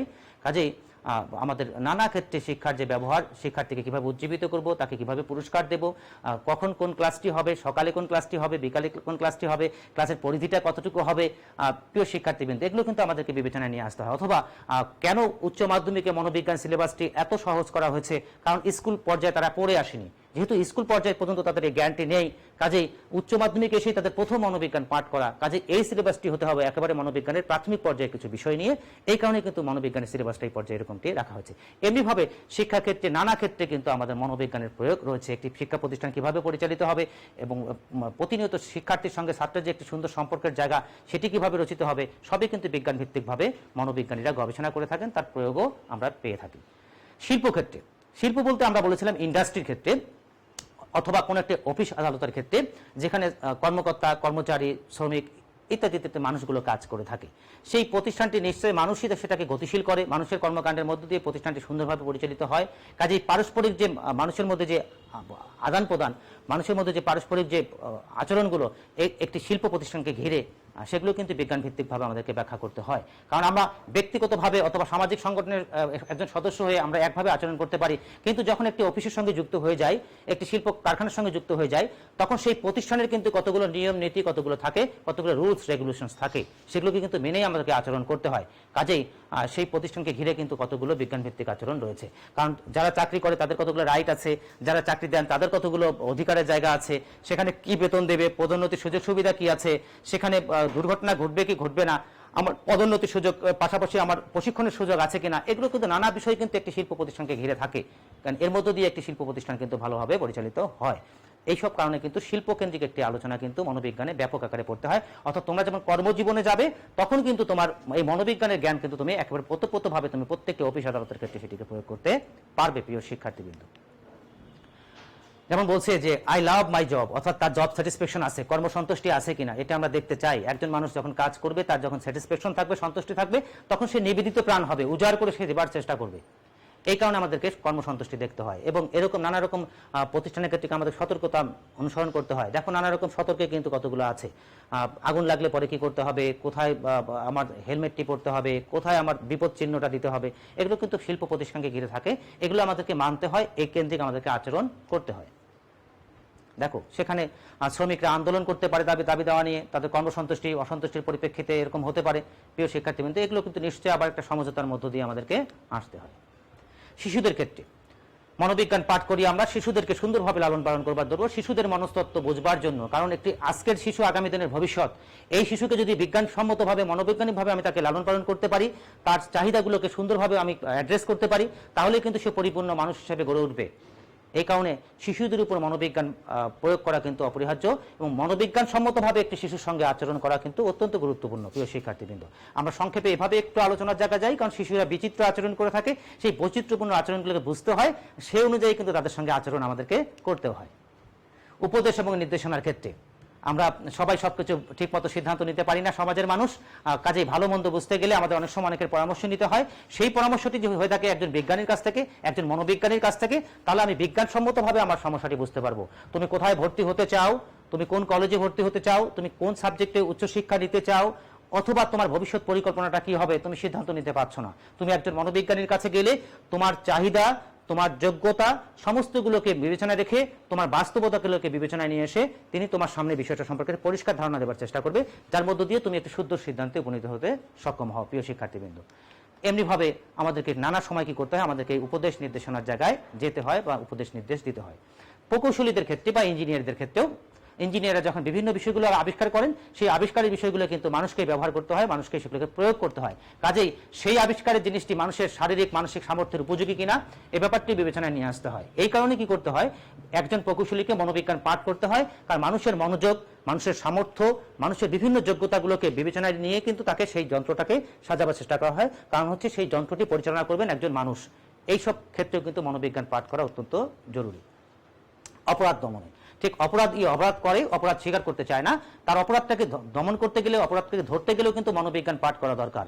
আমরা প্রতিনিয়ত বলে থাকি যে ক্রাইম সাইকোলজি বলে যে বিষয়টি আছে, আমাদের সমাজে নানা অবস্থার পরিপ্রেক্ষিতে আমরা দেখি যে নানা রকম অপরাধ প্রবণ মানুষ একদিনে কিন্তু অপরাধ প্রবণ হয়ে ওঠে না। কেন আজকে অপরাধ প্রবণ হয়েছে, পিছনে কারণগুলো কি থাকতে পারে, সেখান থেকে তাকে কিভাবে সরিয়ে নিয়ে আসা যায়, এ সম্পর্কিত কিন্তু একটি আলোচনা কিন্তু আমাদের মনোবিজ্ঞানে রয়েছে। কাজেই এই ক্রাইম সাইকোলজি মনোবিজ্ঞানের একটি কিন্তু গুরুত্বপূর্ণ আলোচনার জায়গা। সামরিক ক্ষেত্রে বা যুদ্ধক্ষেত্রে কিন্তু মনোবিজ্ঞানের ব্যবহার রয়েছে। যখন একজন সৈনিক যখন যুদ্ধ করতে যান, যখন একজন যুদ্ধ পরিচালনা করেন, তাকে বিপক্ষ দলের মনস্তত্ত্ব বুঝতে হয়, নিজের যে সৈনিকরা আছে তাদের মনস্তত্ত্বকে জাগ্রত করতে হয়, মনোবলকে জাগ্রত করতে হয়। নানা রকম সাইকোলজিক্যাল ওয়ার কিন্তু আমরা দেখে থাকি সারা বিশ্বে বিভিন্ন সময় হয়েছে। কাজেই মনোবিজ্ঞানের মধ্য দিয়ে কিন্তু আমাদের সেই জায়গাগুলো আমাদেরকে বুঝতে হয়। অর্থাৎ মনোবিজ্ঞান হচ্ছে সেই বিজ্ঞান যে বিজ্ঞানের মধ্য দিয়ে আমরা সামরিক ক্ষেত্রে অথবা যুদ্ধক্ষেত্রে অথবা নিরাপত্তার ক্ষেত্রেও কিন্তু আমরা মনোবিজ্ঞানকে ব্যবহার করতে পারি। এবং তোমরা জানবে সামরিক ক্ষেত্রে প্রতিনিয়ত কিন্তু তাদেরকে মনোবিজ্ঞান পাঠ করতে হয়, এবং এর মধ্য দিয়ে কিন্তু তারা বিজ্ঞানসম্মতভাবে মনোবৈজ্ঞানিকভাবেও কিন্তু অনেক সময় অনেক যুদ্ধ পরিচালিত হয়ে থাকে। আমরা অনেক সময় দেখে থাকি ফিজিক্যালি হয়তো কোনো ধরনের যুদ্ধ হয়নি, কিন্তু মনস্তাত্ত্বিক যুদ্ধের মধ্য দিয়ে কিন্তু সেই যুদ্ধটির পরিসমাপ্তি ঘটেছে, এমন ঘটনাও কিন্তু হয়েছে। প্রিয় শিক্ষার্থীবৃন্দ, প্রশাসনের ক্ষেত্রে যে কোনো প্রশাসন পরিচালনা করতে গেলে কিন্তু মনোবিজ্ঞান পাঠ করার দরকার আছে। অর্থাৎ এক প্রশাসনকে সুন্দরভাবে পরিচালনা করতে গেলে মনোবিজ্ঞান পাঠ করা দরকার। একজন কর্তা ব্যক্তি একটা বিশাল প্রতিষ্ঠান পরিচালনা করেন, তাকে অনেক মানুষ নিয়ে তাকে পরিচালনা করতে হয়, সবার মনস্তত্ত্ব বুঝতে হয়। এই প্রশাসনিক জায়গা থেকে বিভিন্ন রকম কতগুলো ব্রাঞ্চ আছে, তাকে অনেকগুলো দিক খেয়াল করতে হয়। দেখো হিউম্যান রিসোর্স অফিস অ্যাডমিনিস্ট্রেশন একটি আছে, এক্সিকিউটিভ অ্যাসিস্ট্যান্ট আছে, অথবা দেখা গেলে আরও তাকে শিডিউল করতে হয়। এরকম বিভিন্ন রকম ডিপার্টমেন্ট থাকে, সবকিছু মিলেই কিন্তু একটি অ্যাডমিনিস্ট্রেশন চলে। কাজেই সেগুলো সবগুলোকে সুন্দরভাবে পরিচালনা করতে গেলে আমাদের কি করা দরকার, মনোবিজ্ঞান পাঠ করা দরকার। ব্যবসার ক্ষেত্রে ব্যবসা বাণিজ্য করতে গেলেও কিন্তু আমাদেরকে মনোবিজ্ঞান পাঠ করতে হয়। ব্যবসায়ী যখন সফল হবে তখন ক্রেতাদের মনোভাব বুঝতে হয়, তাদের আচরণ বুঝতে হয়, তাদের মনস্তত্ত্ব বুঝতে হয়। এভাবে কিন্তু সে তার পণ্যটাকে উৎপাদন করেন, সেটি কাস্টমারের সামনে উপস্থাপন করেন। এর মধ্য দিয়ে কিন্তু একটা ব্যবসার কিন্তু সফলতা নির্ভর করে থাকে। কাজে প্রতিনিয়ত মানুষকে নিয়ে ডিল করা এবং এই মানুষের মনস্তত্ত্ব বুঝেই কিন্তু ব্যবসার ক্ষেত্রে সফলতা বিফলতা নির্ভর করে থাকে। প্রিয় শিক্ষার্থীবৃন্দ, দেখো কত চমৎকারভাবে তাদের সুন্দর একটি এগ্রিমেন্টের জায়গায় গেল। নিশ্চয়ই তারা তাদের মধ্যে মনস্তত্ত্বিক বিষয়গুলোকে আদান প্রদান করার মধ্য দিয়ে তারা কিন্তু একটা জায়গায় সমঝোতায় আসতে পেরেছেন। রাজনীতি করতে গেলে রাজনীতিবিদ যারা রয়েছেন তাদেরকে জনগণকে তাদের নিজের পক্ষে নিয়ে আসতে হয়, নিজের রাজনীতির দলের পক্ষে নিতে হয়, অথবা তার কথাটিকে গ্রহণযোগ্যভাবে সবার সামনে উপস্থাপন করতে হয়। কাজে রাজনীতি করতে গেলেও কিন্তু মনোবিজ্ঞান পাঠ করা অত্যন্ত জরুরি। প্রিয় শিক্ষার্থীবৃন্দ, একজন বড় রাজনীতিবিদ একজন বড় মনোবিজ্ঞানীও বটে, কারণ তাকে কি করতে হয়, তাকে অনেকগুলো মানুষকে তার নিজের পক্ষে বা নিজের বক্তব্যের সঙ্গে একাত্ম ঘোষণা করবার একটি অবস্থা তৈরি করতে হয়। অর্থাৎ নেতৃত্বের ক্ষেত্রে মনোবিজ্ঞান একটি গুরুত্বপূর্ণ ভূমিকা পালন করে থাকে। দেখো নেতৃত্ব দিয়ে যাচ্ছে নেতা। বিশেষ প্রবণতা পরিমাপের ক্ষেত্রে আমাদের বিশেষ কতগুলো প্রবণতা আছে। আমার দেখা গেল কি আমার করণিক একটা যোগ্যতা আছে, আমার ছবি আঁকার স্কিল আছে কিনা, অথবা দেখা গেল কি যে আমি বিশেষ একটি আমার কাজ আমি সেটার ক্ষেত্রে ভালো পারি কিনা, এগুলোর ক্ষেত্রে আমি ভালো খেলোয়াড় হতে পারবো কিনা, এগুলো কিন্তু সবই কিন্তু পরিমাপ করার সুযোগটি আছে। এই যেমন এই শিশুকে পরিমাপ করে বোঝা যাবে ছোটবেলায় তার মধ্যে এই খেলার প্রতি তার বিশেষ প্রবণতা আছে কিনা, এর মধ্যে বিশেষ কোনো ছবি আঁকার যোগ্যতা তার ভিতরে সুপ্ত অবস্থায় রয়েছে কিনা, এগুলো কিন্তু মনোবিজ্ঞানে পরিমাপ করার সুযোগটি আছে। আমরা চলে এসেছি লাস্ট ওয়ান, বিকাশ সম্পর্কিত জ্ঞানের ক্ষেত্রে, অর্থাৎ আমাদের শারীরিক ও মানসিক বিকাশ এ সম্পর্কে কিন্তু মনোবিজ্ঞান পাঠ করলে জানার সুযোগটি আছে। একটি জন্মের পর থেকে আস্তে আস্তে কিভাবে তার বিকাশটি হয়ে থাকে এগুলো কিন্তু মনোবিজ্ঞান পাঠ করলে কিন্তু আমরা বিজ্ঞান ভিত্তিকভাবে জানতে পারি এবং সেই অনুযায়ী মানুষের সঙ্গে আমরা আচরণ করতে পারি, সেই অনুযায়ী তার চাহিদাটাকে পূরণ করবার একটি তাগিদ কিন্তু আমাদের মধ্যে থাকে। এইসব বিবেচনায় রেখে আমরা বিকাশ সম্পর্কিত জ্ঞান সম্পর্কে কিন্তু জানতে পারি মনোবিজ্ঞান পাঠ করলে। প্রিয় শিক্ষার্থীবৃন্দ, পুনরালোচনার মধ্য দিয়ে আমি যদি সংক্ষেপে একটু বলি, আমরা আজকে ক্লাস থেকে পড়েছি মনোবিজ্ঞান বিজ্ঞান কিনা, বিজ্ঞান হিসেবে প্রতিষ্ঠিত করবার জন্য আমরা বিশেষ কতগুলো বৈশিষ্ট্য পড়েছি এবং একটা পর্যায়ে এসে আমরা দেখলাম আরেকটি শিক্ষণফল রেখেছিলাম আমরা মনোবিজ্ঞান পাঠের প্রয়োজনীয়তা। সেখানেও সংক্ষেপে আমরা 15টা পয়েন্টের মধ্য দিয়ে সংক্ষেপে একটা আলোচনা করবার চেষ্টা করলাম। প্রিয় শিক্ষার্থীবৃন্দ, নিশ্চয়ই তোমাদের কিছু প্রশ্ন থাকতে পারে, আমি সেই জায়গা থেকে একটু দেখতে চাই তোমাদের যে প্রশ্নগুলো আছে যদি একটু দেখিয়ে দেওয়ার সুযোগ থাকে সংক্ষেপে।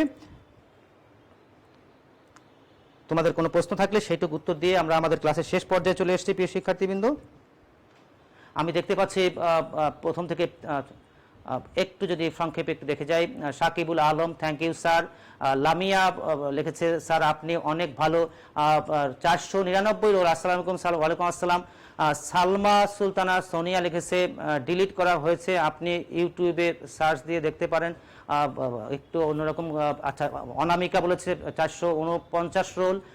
স্যার রাজশাহী কলেজে ভর্তি হতে পারিনি বাট ক্লাস করছি, কোনো অসুবিধা নাই, আমাদের সবার জন্য উন্মুক্ত রয়েছে ক্লাসগুলোকে, ধন্যবাদ জানাই। সালমা সুলতানা সোনিয়া। এরপরে দেখতে পাচ্ছি আর M Yusuf, thanks. Tania Tarmin Akter Reni 442 roll number দিয়েছো, ঢাকা সিটি কলেজ থেকে আছি স্যার, ধন্যবাদ। আসফিয়া বিনতে আজিজ রোল নাম্বার 480। এরপরে 438 রয়েছে। এরপরে দেখতে পাচ্ছি link address Rajshahi college like research. Atikur Rahman, আসসালামু আলাইকুম স্যার। স্যার একটু বলবেন প্লিজ কোন লেখকের বই কিনতে হবে? তুমি ইতিমধ্যে যদি ক্লাসটি করে থাকো তাহলে তো নিশ্চয়ই তোমরা জানতে পেরেছো, প্রফেসর যোগেন্দ্র কুমার মন্ডলের স্যারের একটি বই আমি তোমাদের কেনার কথা বলেছি, রোল 444। এরপরে দেখতে পাচ্ছি যোগেন্দ্র স্যারের অন্য শিক্ষার্থীরা ক্লাস করেছে, তারা উত্তরে দিয়েছে কোন বইটি ফলো করতে হবে।